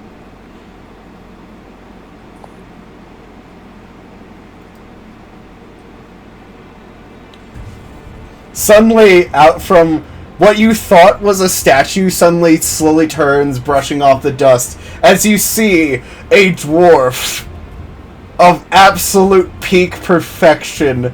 His muscles are immaculate, his beard is long and glorious, his hair is flowing in the breeze, as he slowly turns and he's just like, "Well, wasn't expecting to have visitors.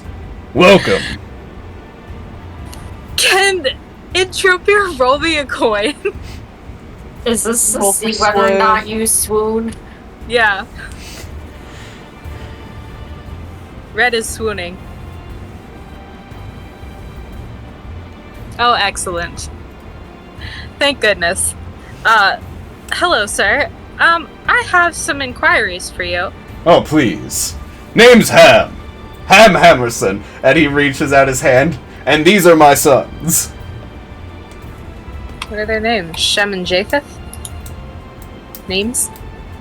No. Jason, Erickson, Robertson. Wait. I get the reference. I don't. I understand. It's a Legend of Zelda, Breath of the Wild reference. And Gotcha. and over in the corner there is my daughter Madison, which you didn't think was a female dwarf. That's a woman? Nassim, be polite. So, what can I do for you? You've introduced yourself. Let me introduce myself. Hi, I'm Electra Seabrook. I'm a local lawyer. Well, a lawyer new to the locality. These are my muscle. And I point at Nassim and Belgar. I assume Entropia is difficult to see. If she's with us. I think she... Surprisingly toned for one of the She is. one of the elven race.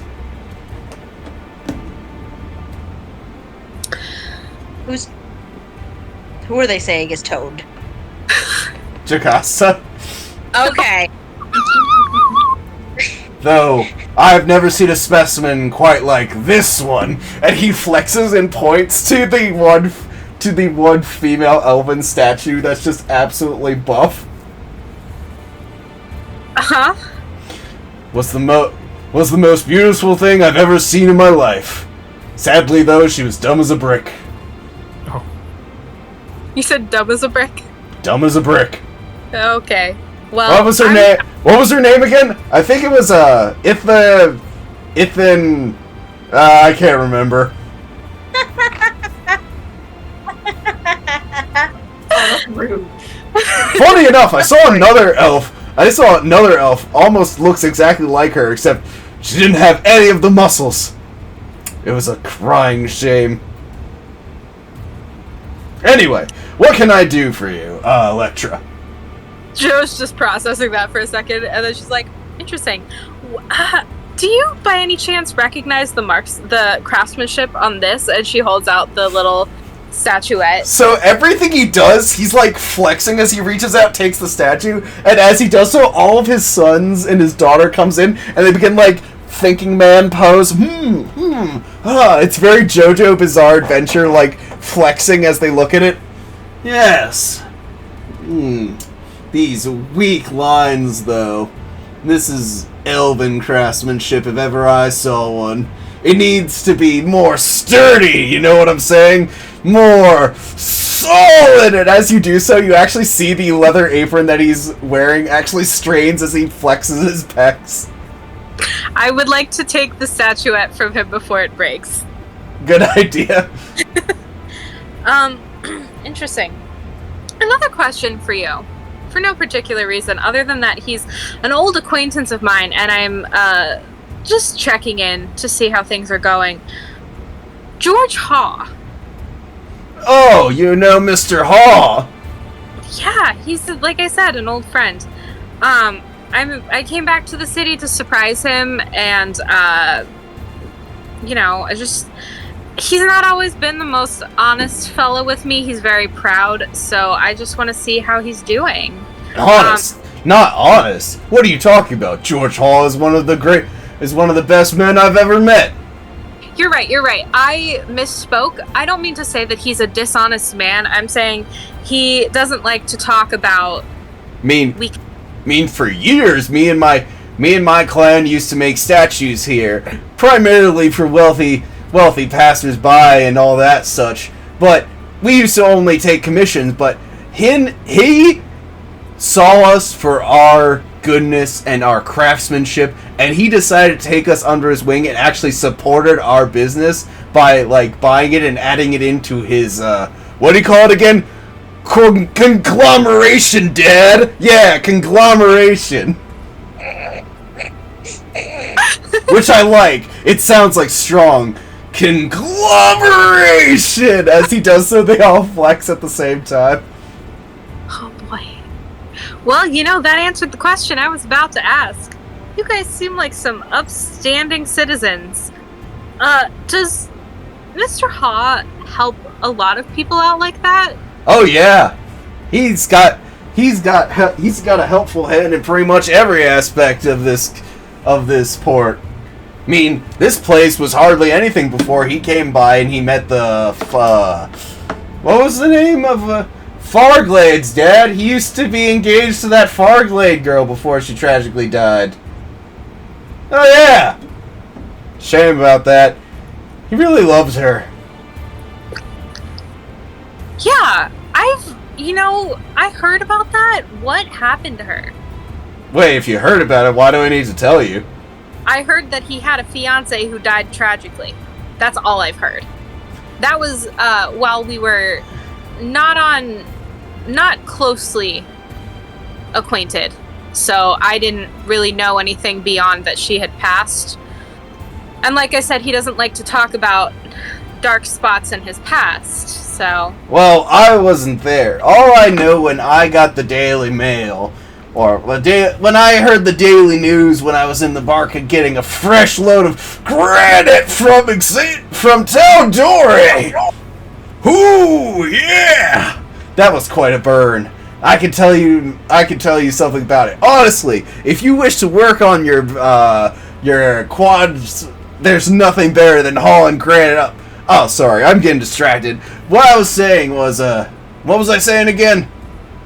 How Mr. Haw's fiance met her untimely end. Oh yeah, they said it was probably an accident. They found her washed up on shore. She probably was walking along the docks or up towards the old rise when, the rougher parts of town, and she probably fell, or... that's all I know. They just found her body.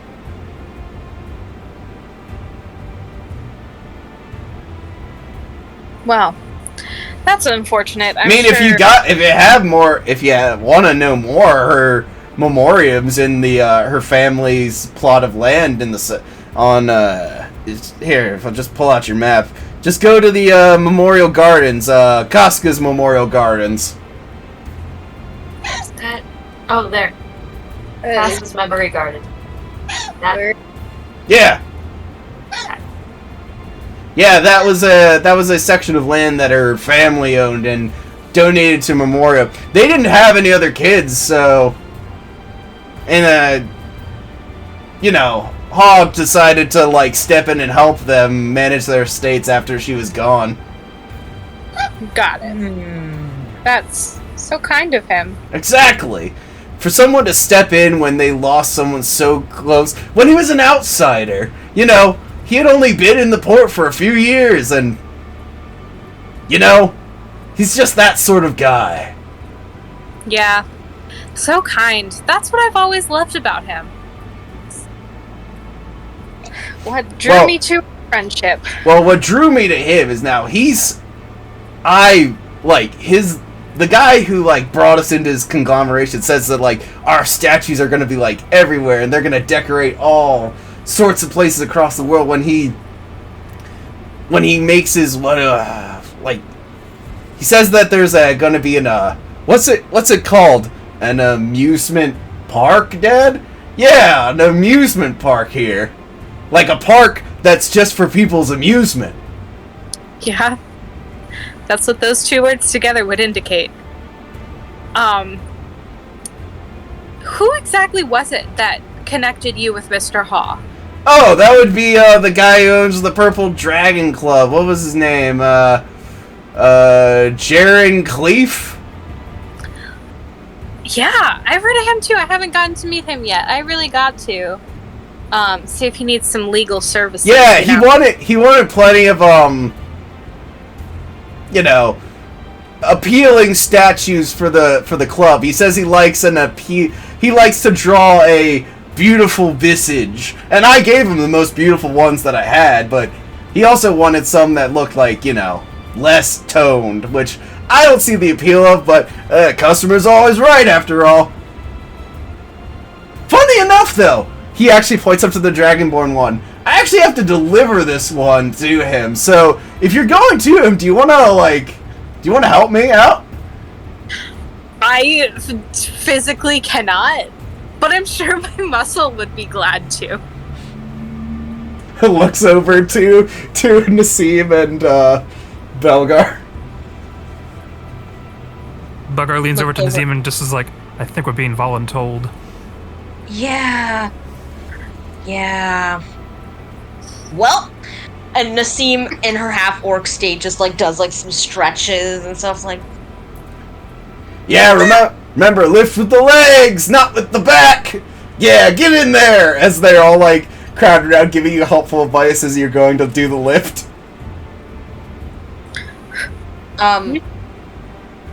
Y'all are helping. I'm not getting paid to lift. This is courtesy. I'm watching all of this, by the way. Alright, do you try to lift the statue? If they're helping. I'm not lifting this all by myself. Oh no, they're not. They're just, like, giving you words of encouragement. Sure, we'll see how bad this goes. So, yeah, one rolls with advantage, or both of you roll. Make me strength checks to lift this. Belgar, your stronger roll with advantage. Alrighty. Let's see how this go. You got this, friend. I believe in you guys. I believe in you, Thank Belgar. goodness. That's a little better, not really. It's above average. So, it's a 12. You begin to lift it, and then, what is this thing made out of? As you like bring it back down to the ground, your race doesn't sweat, but you kind of wish you could at this moment. Some solid work, if I must say. Oh yeah, that's gonna last ages. It's solid. Don't hurt yourself, buddy. Yeah. Alright. Well, we should deliver this to Mr. Cleef. He usually likes to pick it up by the archway of the sun. Just bring it there, and he'll pick it up. Great. Are they helping us, or are they just watching me and Belgar lift this thing across town? I mean, we got work to do. Which I don't know why you're all standing around, Ham says to the rest of his kids, who just quickly bugger off and start doing their work. Yeah, where exactly are we taking this? Literally across town. Wow. Literally the other side of town. Here. I mean, That's why I was like, I'm not doing this alone. They have to do Wait, it. They're working. Wait, hold on. Hold on, where is it? Where is it? Here. Have a thing? there. Oh, got it.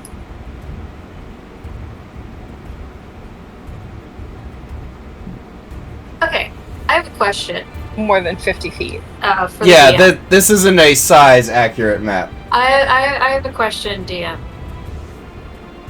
So the bag of many potions that I stole from that one school. Yeah? One of the potions I have is a potion of diminution, basically reduce. Yeah? If I were to pour this potion onto the statue, would it shrink it? Maybe. Maybe let's not do it in front of them, though. Yes, no. I feel like they would get insulted if we made their statue tiny. Either that, I do have of one of each. I have a hill, frost / stone, fire, and cloud giant potions as well, in case y'all need a boost for an hour. Yeah, I don't have any spells prepared that would help. I got some giant potions. If you guys need to boost your strength for an hour. Man, you wish Kriv was here to animate objects, and then he could just make this thing walk itself over to the... Wait, do you have that spell ready? It's not prepared, but let me see Ritual. if I even have it to ritual cast. What level is animate object? Good question. I don't know. I don't know. I have animate. 5. 5? Yes. I do have it, but it's not a ritual.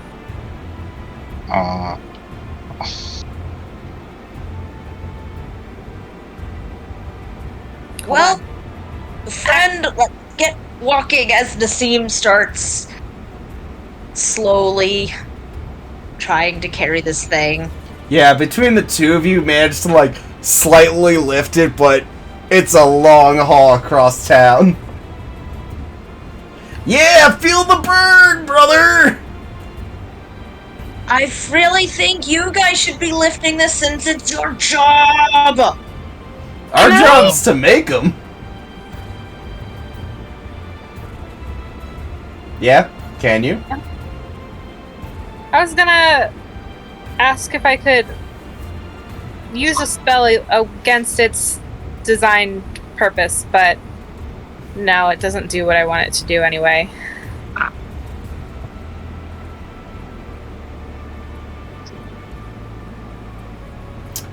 Belgar, you're just amused by the super muscular female dragonborn statue you're carrying.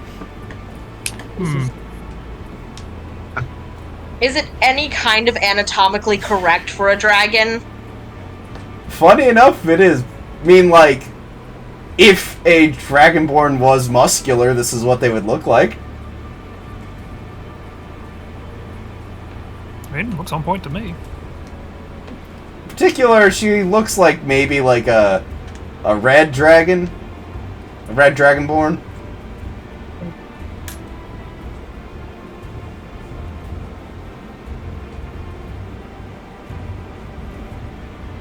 Tropy's just casually walking behind. Yeah, So- Joe is. But, while that's happening,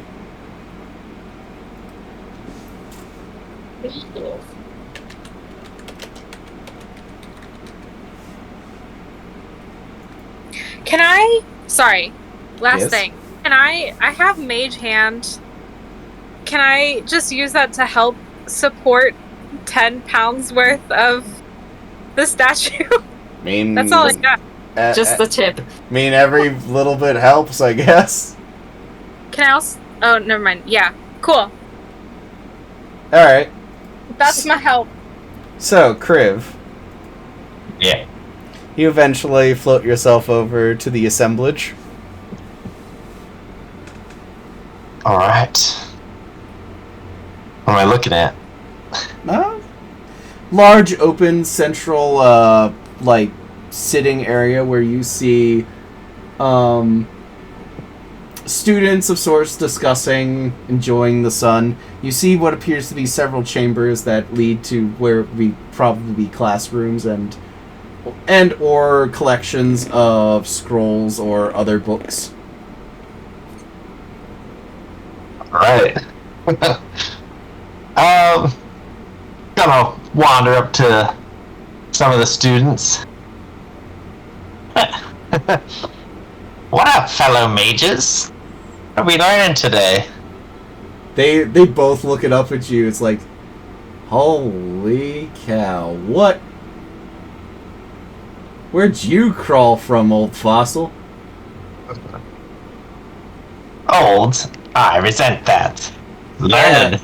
Yeah, look at him. He's got a nose. He's got hair coming out of his nose. These are kids. These are dumb kids. What do you want, dude? I'm new in town, man. Just feeling the vibes out, you know? Just feeling the vibes. No, seriously, I kind of want to enroll and take some classes. You want to enroll? Okay. Just go into the main hall and tell them that. See how that goes over. Well, let me ask you this. What's all available to learn here? I mean, teach it all. Illusions, evocation, divination, all the standard stuff, but also cultural history, like mathematics, theory, philosophy, so on and so forth. Alright. What are you studying? Why do you want to come to school?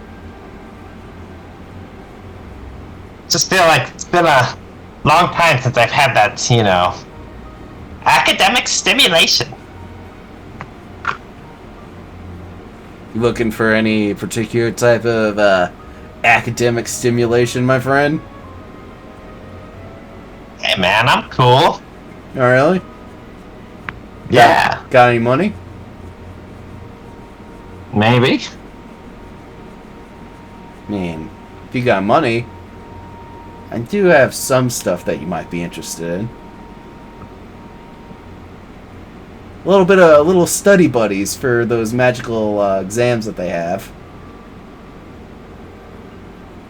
I mean, I assume you're good enough to know Sood when you see it. And he pulls out several different bags, a brown bag, a blue bag, and a red bag. Well, maybe I should see if I get in first. Probably a good idea. Where you hang around at? Yeah, we're out here. Primarily, they usually have us working on projects and stuff during the later afternoon. Then, of course, the night market's party time. So, you know, nice round education there. Of course. Well, alright, thanks for the... Now, where were you today at my lecture, young man? As you suddenly see what appears to be a massive Goliath with a pair of spectacles come up and grab both of them by the ear and physically almost lift them up by a foot. Pardon me, sir. Apparently, I have a pair of delinquents that need to go to detention. Good day, sir. As the Goliath drags them away. Oh, come on, headmaster! Don't be like that! I'm gonna flip the one I was talking to a gold coin. Just kind of. I'm assuming the headmaster's dragging them away, facing forwards. Yeah. Try and flip the one a gold coin for the info. I'll say you don't even need to roll for it. He quickly grabs it and he's just kind of gives a slight nod as then he winces from the pain. Alright. So, well, good luck, fellas. I just kind of mutter under my breath. And I'll head into the head office. Alright. So, there you see what appears to be a large circular, desk area that's covered in what appears to be, different types of forms, parchments, books of all sorts. It's high enough that you can't quite see who's sitting there, but you hear like a person muttering to themselves behind the books. Excuse me. The books suddenly part, and you see what appears to be a middle-aged woman of some kind, darker skin, kind of long gray hairs, tattoos across her face. Yes, dear, can I help you? Is she human? Appears to be so. Okay. I'll kind of float up closer to eye level. Hello. Listen, I'm just gonna be straight with you here. I'm new in town. I'm a mage, and I'm looking to hone my craft. And I told us this is the best magical school in these entire parts. Alright, well, before we do that, let's see if you have any actual potential. Are you a practicing wizard by any chance? Yes, indeed I am. Kind of pull out my spell book. Well then, mind testing it with this. She hands you a stick. Take the stick. Just pass a moderate amount of... Pass as much magical energy through that, and let's see what happens. Okay. So... What should I aim it at? No, you're just passing it from one hand to the other. This is it's basically a resistance test, as it were. I'm creating the circuits. Okay. Well, might as well show what I got. I'll dump an 8th level spell into it. So... The stick, where, like, you assume for, like, lower levels it probably just, like, smokes, maybe burns a bit. It burns like an acetylene torch, and you just see her eyes just kind of blink. Ow. Ow. Okay. Interesting. She takes like the absolutely charred ends and like disposes of them before like looking back as she's like slowly like blinking her eyes. Why did you need to study? I mean, I know I'm very well practiced at this point, believe me. It's just that I'm looking for something a little niche. Do you have any sages who particularly study the elemental planes? Oh, I'm a school of evocation wizards, so elements. my dear, this is Marquette. We have plenty of information on the prime elemental planes. If you are interested, even some of the sub ones. In the right place. Are you aware of the sub elemental planes? Smoke and ice and slime, so on and so forth. I see you are Yes. somewhat familiar with them. They are harder to get to, but trust me, we have information on those. You would want to talk to Master Alamut. He is currently in lecture. So if you will just wait until about 2 of the clock, and he should be out. You'll be able to catch him before his next lecture and then lunch. Sounds good. He is it's a Earth Genasi. Kind of large, crystalline beard. Hard to miss him. Okay. Do I need a pass to roam the halls or to explore the grounds? I wait. We do have visitors pass, so I guess I could write you up one. I'm just signing it here, and it's basically like a name tag. So it's like, hello, my name is blank. Just pin that right on the old robe there. I assume you write Gomez on it? Yes. Actually, I kind of pictured I was in Hobgoblin form this whole time. Oh, if you want to go as Kriv, you can certainly go as Kriv. Yeah, I mean, the spell kind of would have worn off by now anyway, so... Yeah, so She will actually, in that case, she will actually look at you and she's like, Are you from the Ascendancy? I mean, technically, Let me guess, it's a complicated matter? aren't all hobgoblin manners complicated? I've always... It's...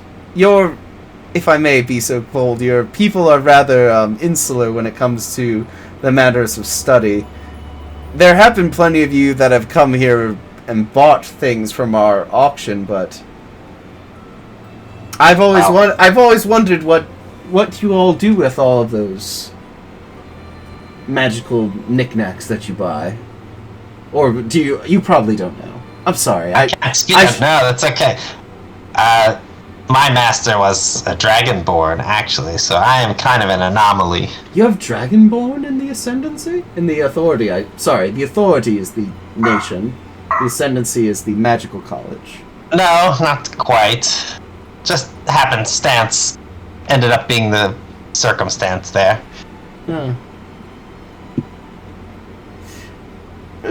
Speaking of Dragonborn, you wouldn't happen to have seen, not the girl who works at the one shop. There's a male Dragonborn that's been claimed to have been walking around. You wouldn't have happened to have seen him by any chance? Very large, shining scales. Would have been wearing armor of some kind. No, doesn't ring a bell. Interesting. Well, if you see him, there's one of the magical colleges very interested in meeting him. Okay. So, shiny scales. Okay.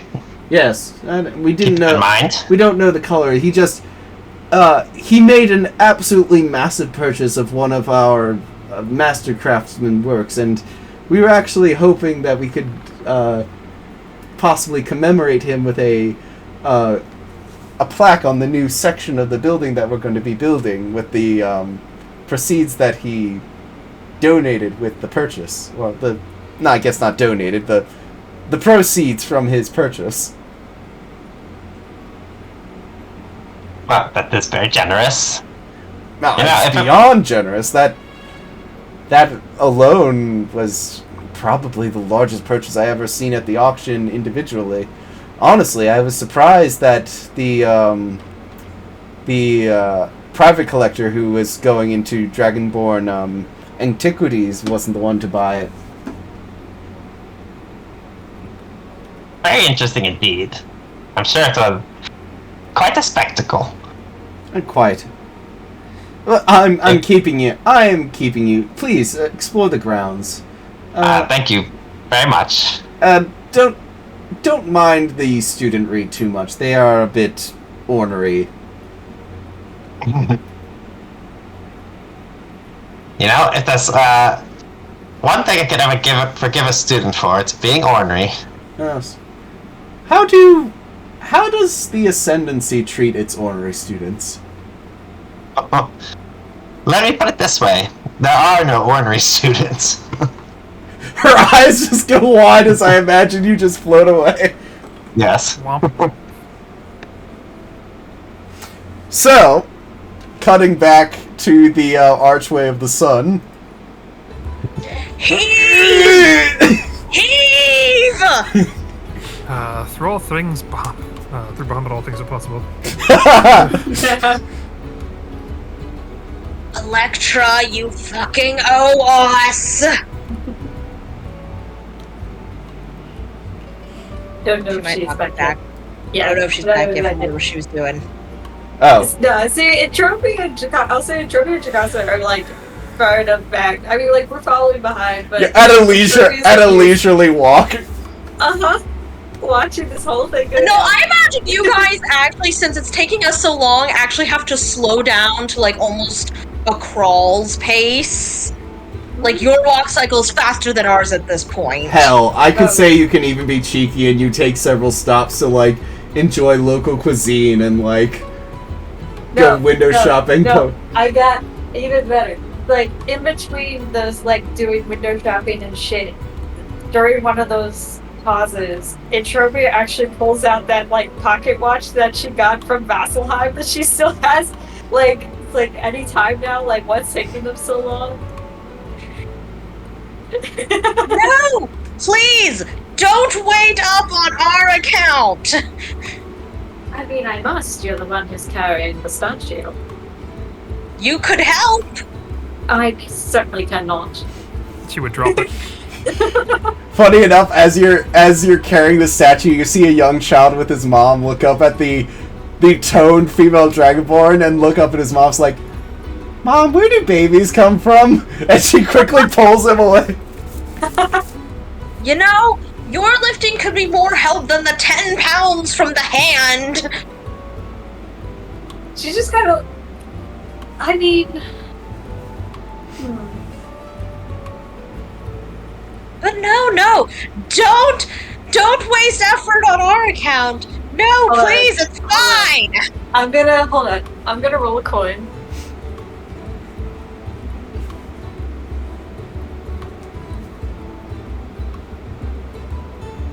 I'm gonna be shit. I swear, if you just like put your pinky on it or something. Oh, it's something like that. Okay, Oh, so bitch. Fergie, Yes. I wish to be a shit. So I would like to sleight of hand this. But I am going to pull out the potion of hill giant strength. Oh, you bitch! All right. And I will down that without the two of them noticing. I believe that raises your strength to 21. Yeah. So yeah, So- you easily walk over and like lift up the center point. Like this, darling. No, not it doesn't like it's not just one hand. Like you would have needed like the cloud giant one at least. You kind of like ease up under the butt and just lift it. Mm-hmm. Is this the help you needed? I'm gonna crawl out from under it so that way she's focused on. I'm like, I don't know what you did, but that's bullshit. What do you mean? It's bullshit. As I'm helping. soon as they let go, Entropia, you're just like, oh crap, this is a lot heavier than I thought. Uh-oh. Yeah, no, Uh-oh. I pull Belgar out too. Like, yeah, you can carry it the rest of the way. Let's not drop it. Okay. It is Do a you fine need me? sculpture after Do you need all. me to roll a strength? Yeah. Okay. What's Hold on. What's the strength? Plus bonus? 5. Plus 5. Okay, thank you. You play cheeky games, you get cheeky prizes. 19. You managed to hold it for a while. As you begin carrying it across the upper like thoroughfare up here. That's fine. I'm gonna sit on it. Like, I'll fly up Oh! and sit on it. Oh, that shifted it. You're starting to lose it. Starting to lose it. Belgar would step in. And then I'm gonna get off. I'm just gonna like give if Belgar didn't step in, she'd just look over to Belgar and be like, give him like the equivalent of like puppy dog eyes. Like, please. As you're doing so, you suddenly hear, "My goodness, what is it I see over there?" As you hear a familiar voice coming up the street behind you. Oh no, is it the old man? Yeah. She's gonna hand the statue to Nassim Belgar or help put it down for a moment. I'm gonna put it down. I'm gonna put it down. Alright, we're gonna put it down. We're gonna put the statue down. And she just like looks at, I guess, all three. Jocasta recognizes the old man's coming up. It's the same old man that was bothering me from this morning. Approaching us on the way to the Arch of the Sun. Yeah.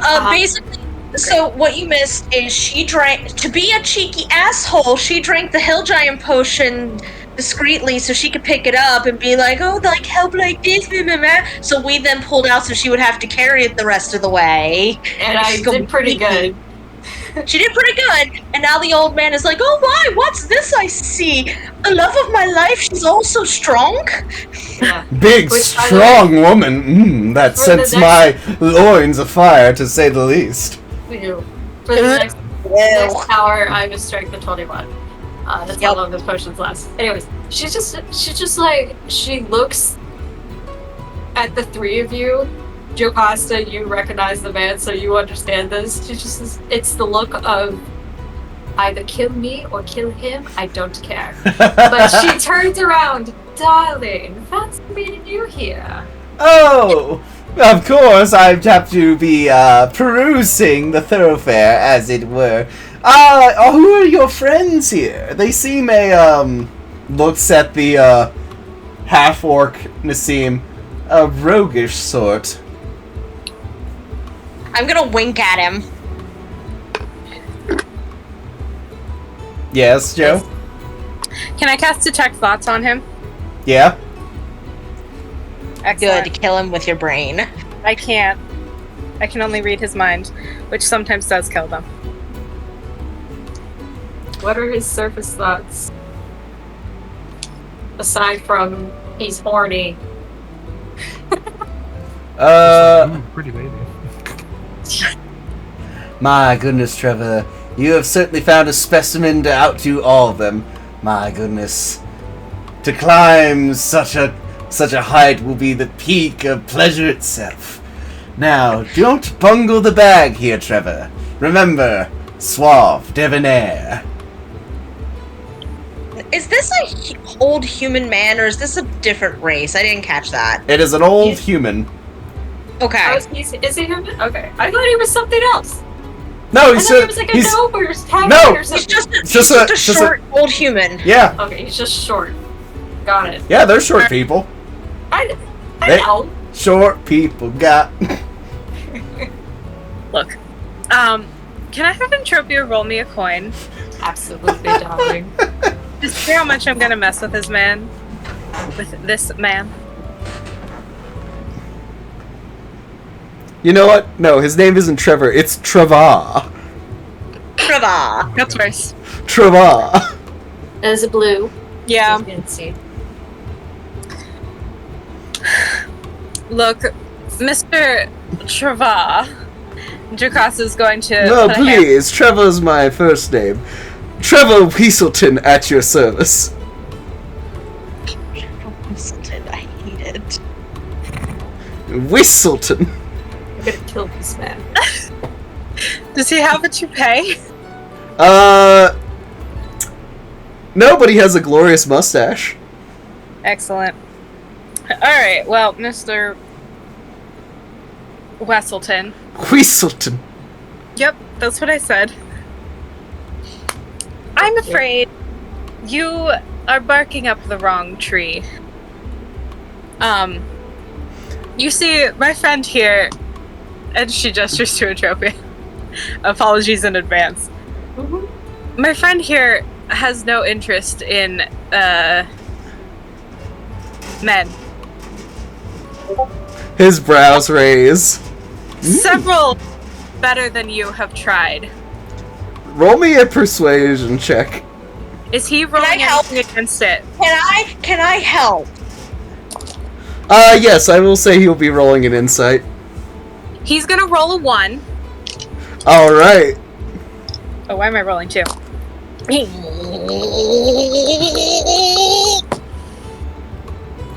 And I'm rolling persuasion. Yes. 15 total. Well, that does take a bit of the wind out of the sails, but I'm not sure if you are. I mean, you were of course in the Pearl, so I doubt you want for money. But if you are at all interested, a performance of if you were to make just a small carnal performance for me, I'd be more than willing to compensate you for your time.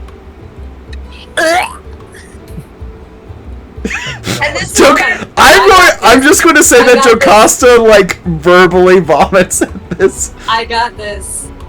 Yes. Is there okay? First of all, where we're at, is it like fairly busy? Or is there other people? It's kind of busy. I'm gonna say you're like currently next to the canal carrying the. Okay. Is there any nearby like alleyways? I mean, like, yeah, back in like right around the corner there's some of the buildings. Though I will say you're right next to the prison, so There's guards. yeah. Okay. Hold on, I got this. I mean, gonna I have a very easy way to help you with this. I don't know. Depending on what your idea is, it might not help me. I was just gonna have her come up and kiss you. I don't think that would help. I think this man is horny for any and everything. I would Yeah. probably encourage him. Like that, yeah. Yeah, all he says is a display and then he'll leave. And if he pursues, then we punch him in the face.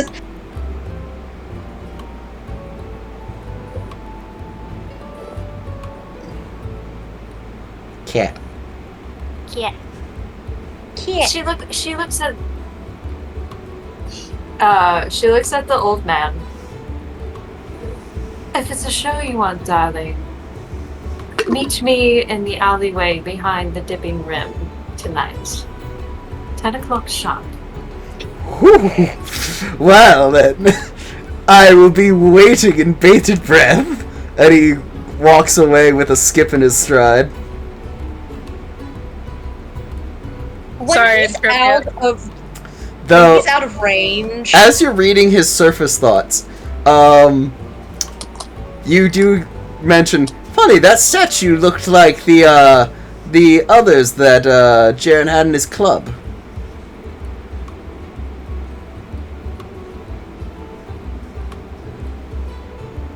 This man has a dragonborn fetish. Who knows? Or like Jaren Clean has a dragonborn. But I'm looking gonna to the get- wrong place. once the guy's gone, I'm just gonna look over at Entropia and be like, "Are you gonna kill him? Absolutely. Can I watch?" Absolutely. Just I'm as not long gonna as be you there. don't, as long as you don't make yourself known. Just going to aerial view. Though you can also make sure that no guards go down that alley, while I do. Except, like you need a lookout. You'll have it done before the fun starts. Well, you never know. This man is odd. He has a type, seems like. And it seems like that type is if they breathe. Seems like that type is tall. Tall drinks the water. Anywho, Otherwise, I would Speaking- have tried to distract him. speaking of the tall drink of water in question, whatever you did to make yourself be able to lift that,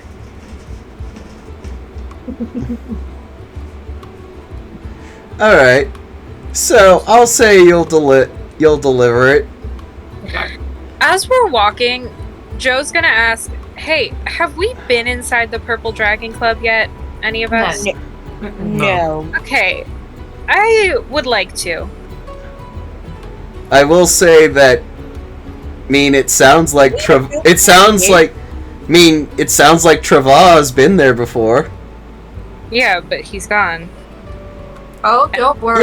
Yeah, but I'll you'll take know. care of that. Yeah, but you'll know where he is late. You know where he's gonna be later. Or we could Yeah, just go we- check it out ourselves. Well, we don't know where it is yet, is the thing. But we're going to deliver this to the place where people go to get there. Perchance, we could go there. As you bring it up to the arch, you see several guards just slowly look it over, just like, yes, state your business. Delivery Oh, go ahead. Sorry. for the Purple Dragon Club? Is this Ham Hammerson and Son Masonry? Correct. All right. To them. All right. Contracted labor to Ham. Alright, mind just signing here? They hand you paperwork. I read it carefully before signing. It's just a receipt of purchase saying, like, these are the people that brought the statue here. Yeah, and I'm gonna read it because now I'm a lawyer. Lawyers read all the terms and conditions. There's nothing that necessarily, like, catches your eye. It's literally just like, delivery at this date by this person. I put fake names that are not our current aliases. The ones in the parentheses. Looks it over, doesn't take a second look. Takes the statue, like, slaps like one of the receipts on it.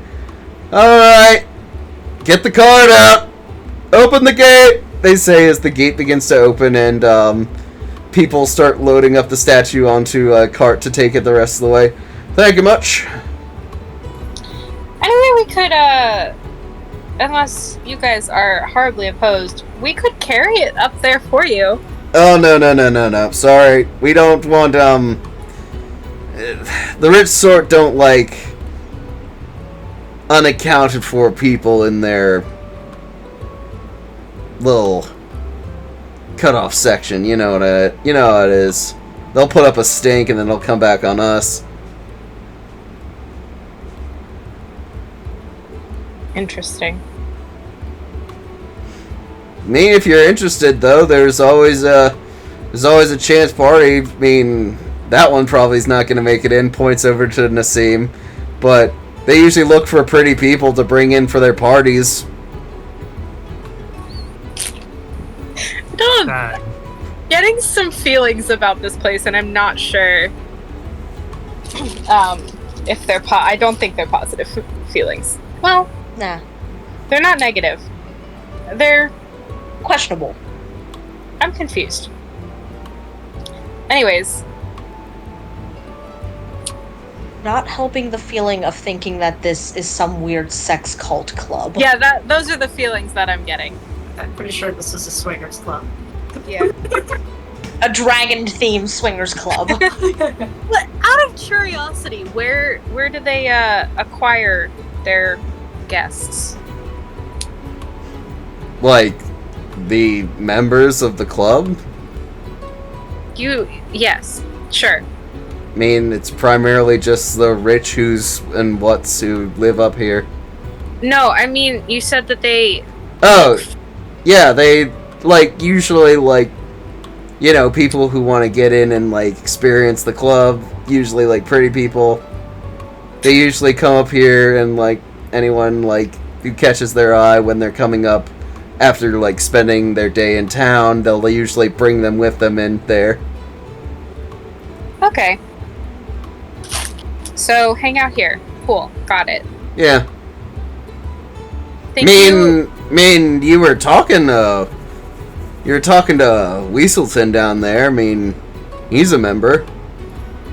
Yeah, he mentioned. Man, you certainly fit his type, he says, looking up to Entropia. I've noticed. Thank He you. also mentioned that, yeah. So, I mean, that's all. Thanks. Okay, bye. Bye.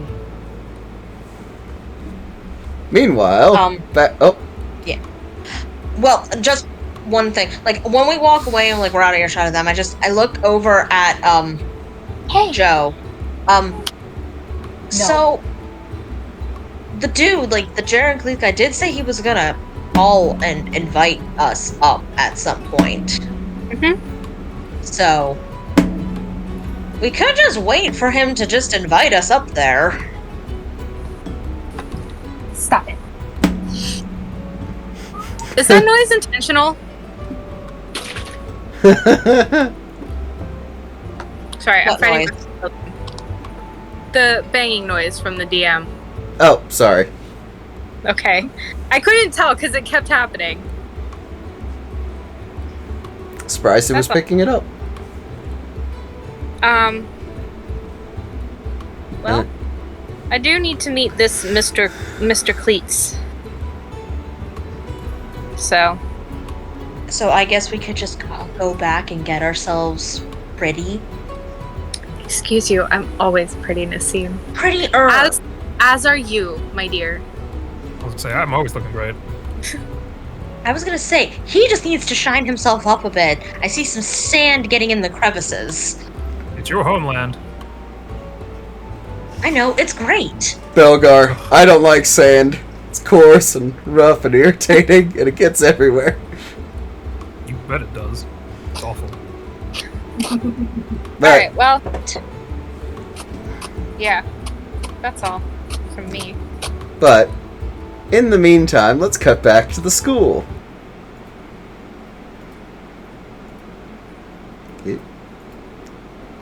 So, after a short while of waiting around, you actually find a small little, kiosk that sells, various small foods that the students can eat and kind of get a snack for yourself. Ooh, absolutely. They also have coffee, but it doesn't taste the same without the rum. I'll pass, thank you. After that, you see one of the doors open, and a bunch of students come out. It's just like, oh man, this stuff's so boring. Oh, I hate this. And they all kind of file out. As you see, in the center chamber, there's it's a large ring room. So basically, all the students would sit around the edge, and in the center, there's a podium for the speaker to basically stand at a lectern and talk. And standing there, you see,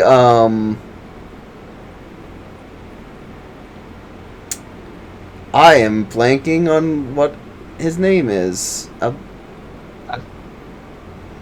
Me too.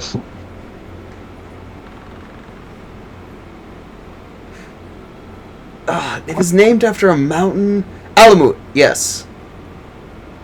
Almut. Yeah. If you're trying to turn in your papers, it is too late and you've failed. Oh.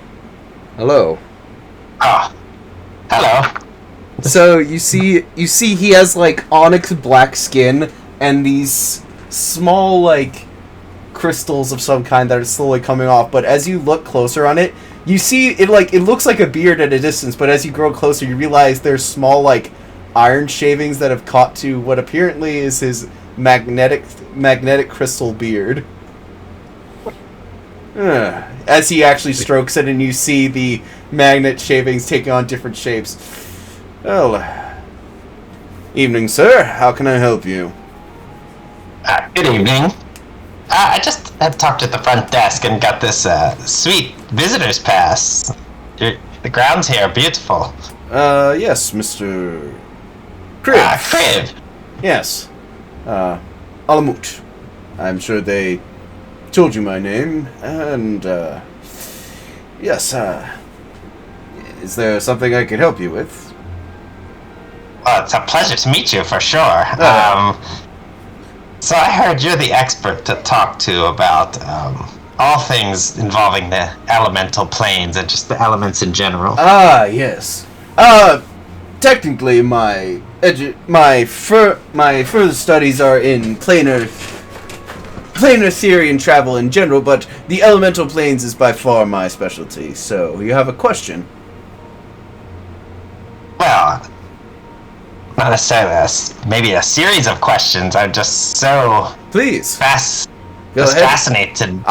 Trust me, I would give a lot for a student who's willing to ask questions than just sit bored looking in my class. Well, now that I'm here, it's almost like they've fleeted my brain as of sorts, but I just have a strong curiosity about the elemental planes and the plane of fire, in particular. The plane of fire. Fun fact, that is actually one of the more habited planes out of all of them, which is rather shocking. You would think that fire would be the least occupied. Are you familiar with the city of Brass? Only in name, not in any other capacity. Yes. He actually goes over and he begins flipping through what look like charts that are behind the board. He pulls them down. He's just yes, and he points to what appears to be a diagram that shows the central point of Exandria, and around it there's this like weird amorphous blob that fades into each other, which show the 4 elemental planes. It is what one would call the capital city of fire itself. It is one of the most prominent trade hubs besides the mysterious City of Doors. I've been there. You've never been there. Or Yes, I have. wait, what? I mean, just in passing. It was pretty Wait, cool. you actually have been to Sigil? You actually Yes. went to the City of Doors? I did. What was it like? It was a sight to behold. Is It it- was is it incredible. Is it true that time doesn't work on a linear plane there? It is. Are those weird? Very true. My goodness. I am flabbergasted that you're coming to me with questions. Now I feel like I have several questions myself. Well, like I said, I was just merely along for the ride at that time. Didn't have too much of a chance to stop and So you inquire. don't have one of the keys, I assume. I don't personally know. Well, that is a shame. Oh, to travel to the City of Doors. It is a theory, a scholar's dream of dimensional place. Literally the center of the multiverse.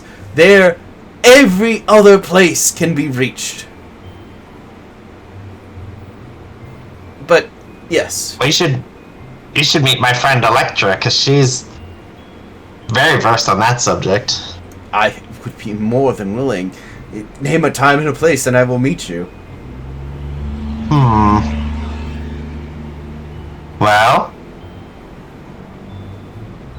we're staying at the Perfect Pearl, so perhaps you could drop by maybe tonight after your lectures. Yes, of course. I'll set aside time for that. But my apologies. I completely brushed you off. You wanted to learn about the City of Brass and the elemental plane of fire. Yes, all that I can.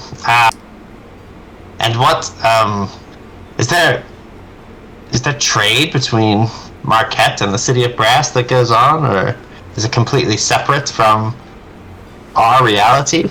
No, not necessarily. See, since elements exist here, all places can necessarily connect to the elemental planes, as it were. Though, reaching them is a bit... I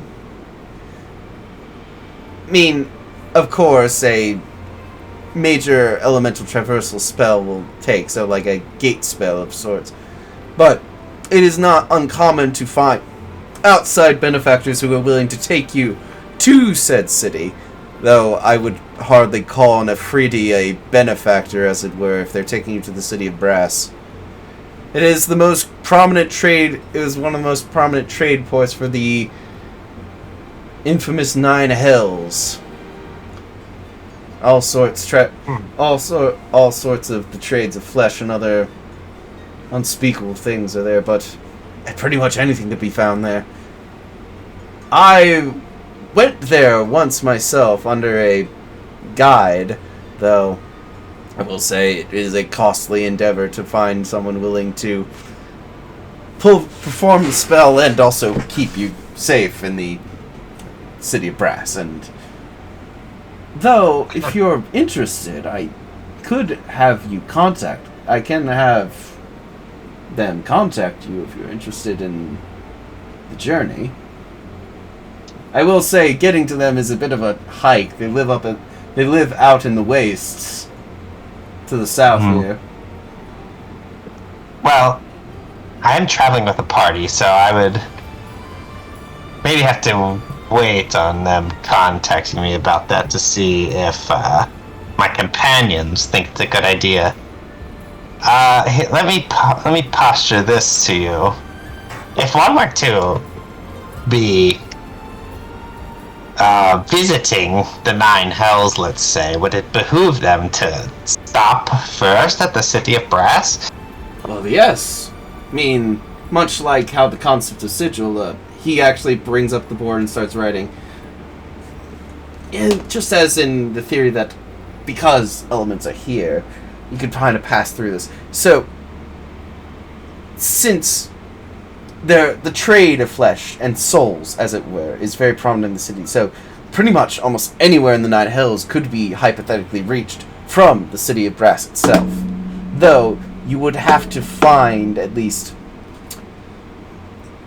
It's not advisable, for one, because the Afriti are very protective on all of their trade routes, and two, you don't necessarily want to step on anyone's toes getting there, but hypothetically, it is possible, and in fact, I'd say it's far easier than trying to get into the Hells yourself.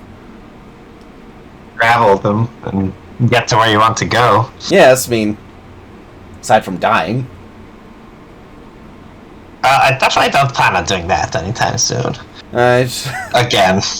And then there's no guarantee you're going there, of course. True. True. Well, very interesting. Thank you for your time. Yes, I'd love to discuss this further. Of course. You have time, maybe tonight to be stopped by. Yes, I'll meet you at the Perfect Pearl. I have further, if you're interested, I do have, and he actually, like, reaches back and he's, like, starts pulling through. If you're able to put me in contact with that friend, I do have this, rudimentary layout of the city, and he actually pulls out what appears to be a piece of etched copper that has a rudimentary map of the city of Brass there. Ooh. Yes, I think she'd be most interested to talk to you. Oh, very well. I will see you later then, Mr. Kriv. Very well, thank you very much. He bows And, deeply. I'll just use the visitor's pass to explore around a little more before I bounce. One place that you find quite interesting is there's this large, like, observatory area where you actually see what appears to be, basically, there's, like, this open, like, dome area that has a series of, like, small, bronze apertures that can, like, slowly shift around and basically make, like, the constellations and a kind of a makeshift night sky slowly pass over. So, a very interesting, astrology lab, as it were. Interesting. Where you see several divination wizards who are discussing, like, well, this doesn't make any sense. Why is it working like this? Guessing they're trying to map out the stars. Map out the stars, make predictions, but they seem to be having trouble with something. Perhaps I can help. Float on over. Oh, if you can you explain why there seems to be a kind of a reality? Well, I don't want to say reality. Man, I don't know what to call it. Probability seems to be unbalanced here. Like, something's causing a sinkhole in probability here. Is it Jocasta? Maybe. You don't know. Well, maybe the astrolabe's out of whack. We don't know. And are you trained enough to refine it? All I'm saying is that every time I come back for the past couple of days, it's been like this. So either something's broken or there's something here that's causing a major shift in the divination arts.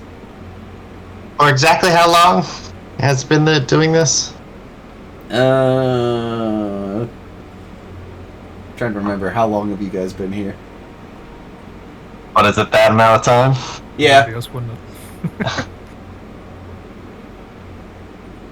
Yeah, I'm gonna keep this one to myself. Just like, Well, I just got in town, so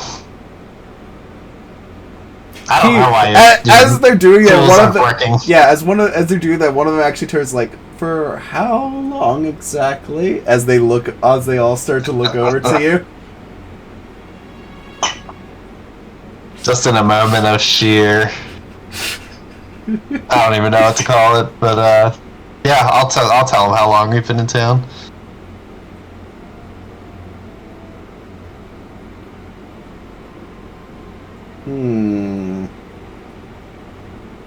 Weird coincidence, huh? Yeah. Weird coincidence. Kriv. That's my name. Points to the name tag. You see, You know what? you see some of them that are starting to look like they're trying to memorize all of your features. Hmm. Do you know what my moniker is? Should It's we? it's the Scourge. And I don't think you want to know or find out why. As I glow a little elemental fire in my eyes and Roll me reach in- for my wand. Roll me an intimidation check with advantage. This is my husband. It is indeed. Okay. The best husband. This is her man. Her man is amazing. Give him a lick. He tastes just like raisin. Mm. I don't know about that. You don't know. It's a 10. The more, some of the others that, begin to back off and they're just like, dude, he's evocation, I don't want to tangle with him. Oh, please. Evocation are all the same, all brawn, no brain. Especially, at least when it comes to wizarding. So what, you just gonna blow everything up, huh? Well, Mr. Scourge. When it comes to higher pursuits, divination is trying to do something here. If you know something what's happening here, we would ask very kindly that you please just tell us and not just lead us around in circles.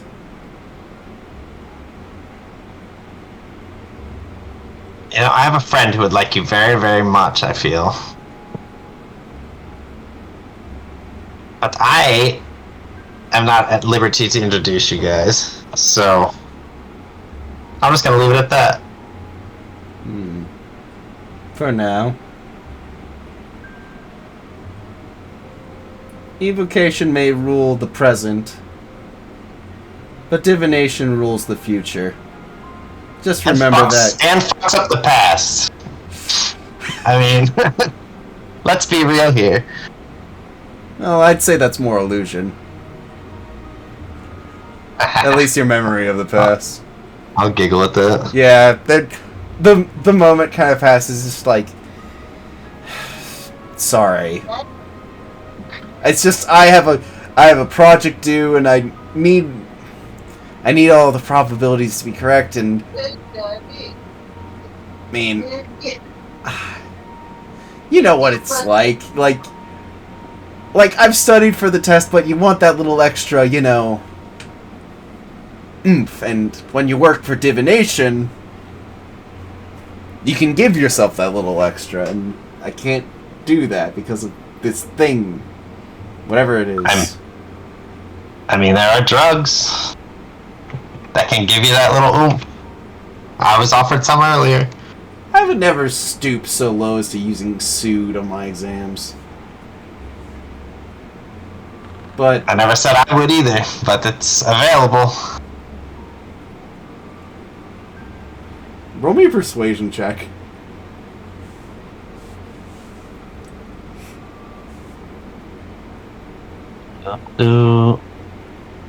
I have -1. That is an 8. You see him just kind of begin to contemplate before he shakes his head. It's like, no. I'll just elbow him like, it's probably not even the good shit, you know? Yeah, for all we know, it's just crushed glass. Yeah. Well, sorry for harassing you, Mr. Criv. Oh, good. I might be hanging around the next few days anyway, so... Where are you from? Yeah. He's a hobgoblin, man. He's from the Ascendancy. They're not all from the Ascendancy, you idiot. There are hobgoblins everywhere. I'll just float away as they continue to argue a little bit. Wait, where did they... You know, for a divination, you should have seen that coming. Shut up. Anyway, so... How dare they insult my husband? Shall we cut back to the Pearl where you all meet up? I could have smoked I them. also want to meet the nice professor man. Yes, he sounds like a good boy, but these These two need their asses whooped. Okay, we all remember what we were like back in college. We were all horrible people. Mhm. You? But Anyway, so let's cut back to the Pearl. Wow, We all got... Our group got back. yeah. Oh, let me put Okay. that something. We're changing pace. Why don't we all hang out in Criven and Tropia's room? Yeah. I feel like we might continue to draw suspicion if we keep going back to, say, Joe's room. Also, just out of curiosity, are those gnomes at all, like, nearby, considering the bullets had, like, a tracker on them? You don't know. Okay. I hope we find out that they ended up in the sewers. With the bullets. That'd have been great. That's another reason. The bullets were flushed out in Jacasta's room. So let's go to a different room. But Jacasta's room's also a weird demi-plane. No, that's the office. Hers I know. Hers just is prevented of scrying and such. Ah. Which is technically beneficial because we never have you never know who's spying. It's also the bigger room. And has more Now we're being pretty decent. sweet. What? What? We're being cozy in the couple suite. Yeah. Our room's decent size. I imagine it is, considering, we're the married couple. I did request a honeymoon suite for you too. Yeah. So ours still is a decent size. So, I just imagine, like, everyone's just kind of like chilling. You got, like, food and such. Nassim, you're stitching up your clothes' new bullet holes. So you just got needle and thread and you're slowly fixing your clothes. Oh, can I take the opportunity to introduce Kriv to Node? Because he's going to think Node is cool. Oh, yeah. Kriv, this is Professor Orb. He's my new friend. And she pulls out a 5-pound sphere of smoky gray quartz with two or more pinpricks of silver light coming from deep inside like eyes. Whoa. He's very smart. You're smarter than him, but he's close. The points Cool. The points of light come up. Hello. Hello. I'm Kriv. Greetings, Mr. Kriv. What is it, Jocasta? What is he? It's a cool thing that Nassim won in an auction versus the Wonderlock. He knows things. He's very smart, and he's great. He's my new friend. Who crafted such a masterpiece? I don't know yet. Like, eyeing it, holding it up, looking at it. Node, who made you? You see... Oh, right. Node doesn't remember. Yeah, you answered that before I was able to say. We tried asking that. He doesn't remember. I'll bug Mim about it sometime, but I've been bugging him a lot lately, so... As much fun as it is, I don't want him to get completely mad. Mim. Yes. Mim. What if I cast Identify on it as a ritual? Ooh. I could also legend lore it. Can I ask to reframe it just for the sake, because I didn't write all of that out yet? Okay. Yes. Thank you.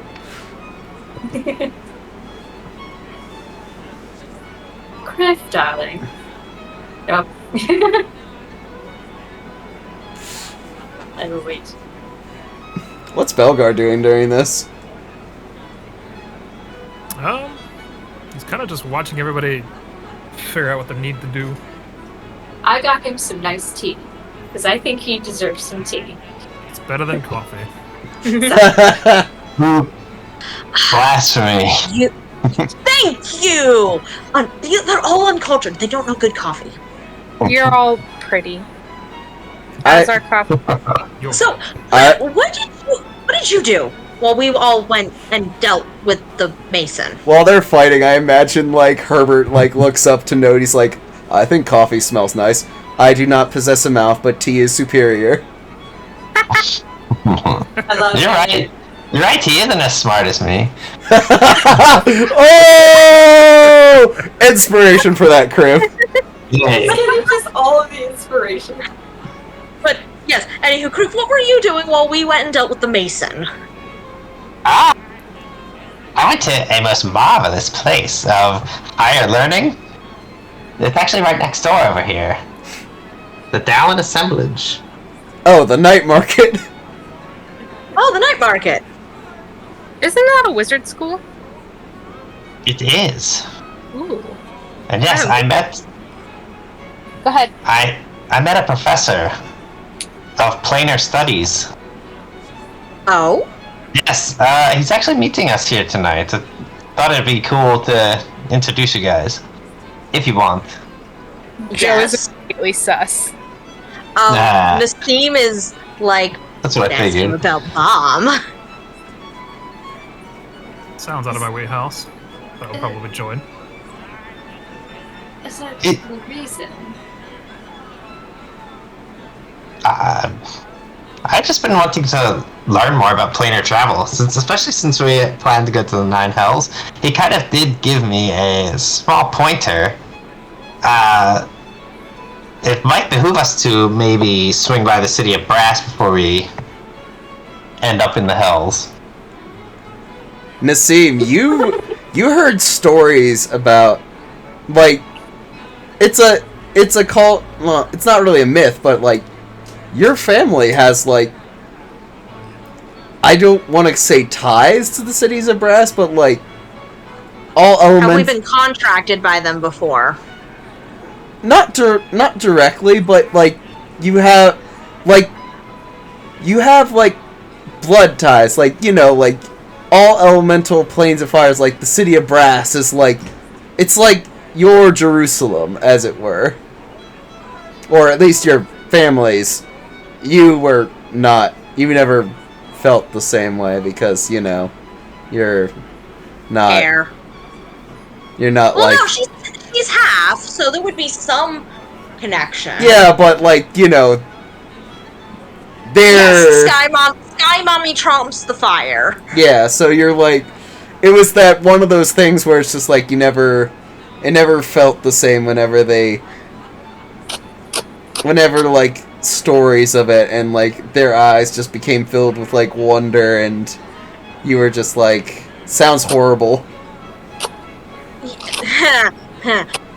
That place.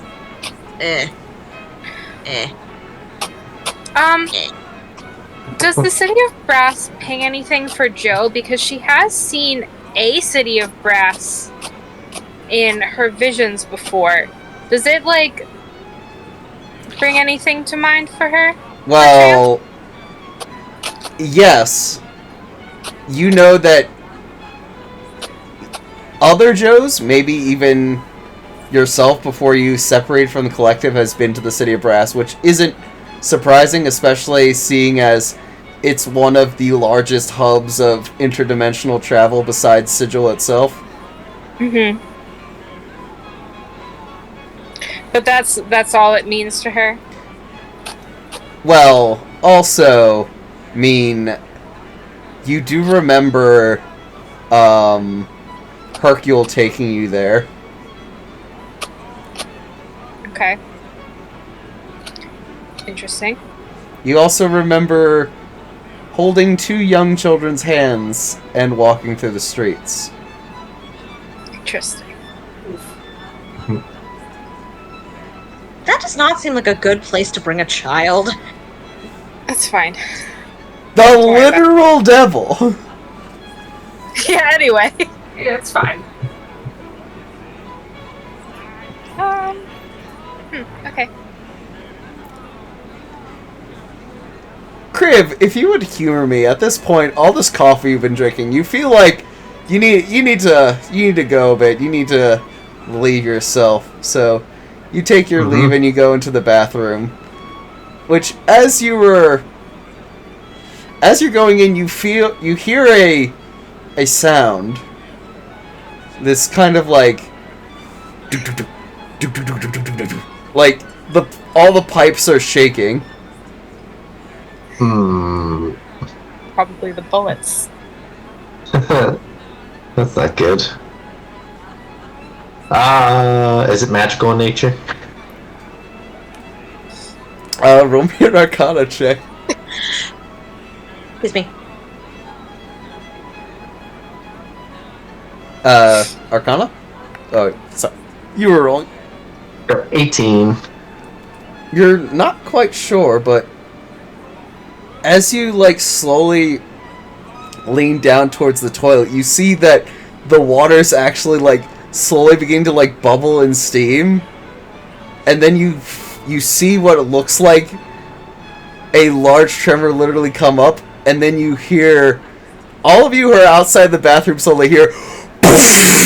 as all of the pipes basically shoot backwards, as if a large explosion happened at the other side, as Crib is blown out of the bathroom in a gout of steam. I need an adult! Adults.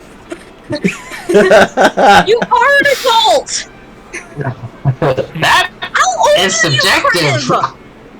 Like 50! Are you asking us to fight the steam? Let's get it out of the steam. The bathroom looks at I'm asking you what the hell happened. I didn't. as Did you see as anything? you do that, you actually felt the entire hotel you felt the entire Pearl shake, and you actually hear people starting to shout and scream from the other rooms, as apparently every single one of their basically all the pipes blew back at the same time, and you actually feel this slight rumble happening, as if somewhere deep below the city a large explosion went off. Now, we are not responsible for that. You're I'm not. just throwing that out there. It's definitely not the Wonderlock chasing the bullets that we flushed down the toilet and running into the kobold that are down there and fighting them. That's definitely Definitely. not what happened. That This was is amazing. Nope. Mistress, if I may say, and this is Herbert looking up at you, that was strangely specific. Herbert, put your lid back on. Yes, ma'am. He puts it on. Does he have hands? No, he can cast Mage Hand and manipulate the areas around him. Good, at least. So he's VeggieTales. Yeah, it's VeggieTales logic. Excellent. Well, I need a drink. You also don't need to pee anymore. Funny how that works. Criff, darling. Yes? After we meet your professor friend, could I borrow you for a leisurely walk through the city at night? Of course, my dear. Sounds wonderful. Good. It might end in a murder. Most foul. I wouldn't have it any other way. Takes your hand and kisses it. Yeah. While you guys are doing that, I will not be near there.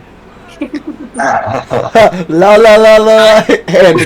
Hand in his ear holes. La la la la la. Not hearing the illegal not stuff. Here. I don't know what that means. I will be watching with popcorn. Yeah. We'll bring you back something nice, Belgar, like coin.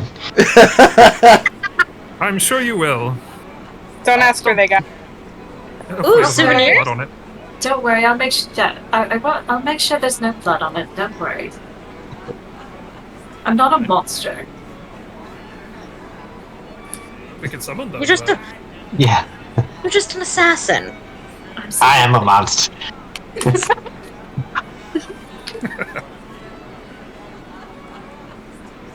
One-liners tonight.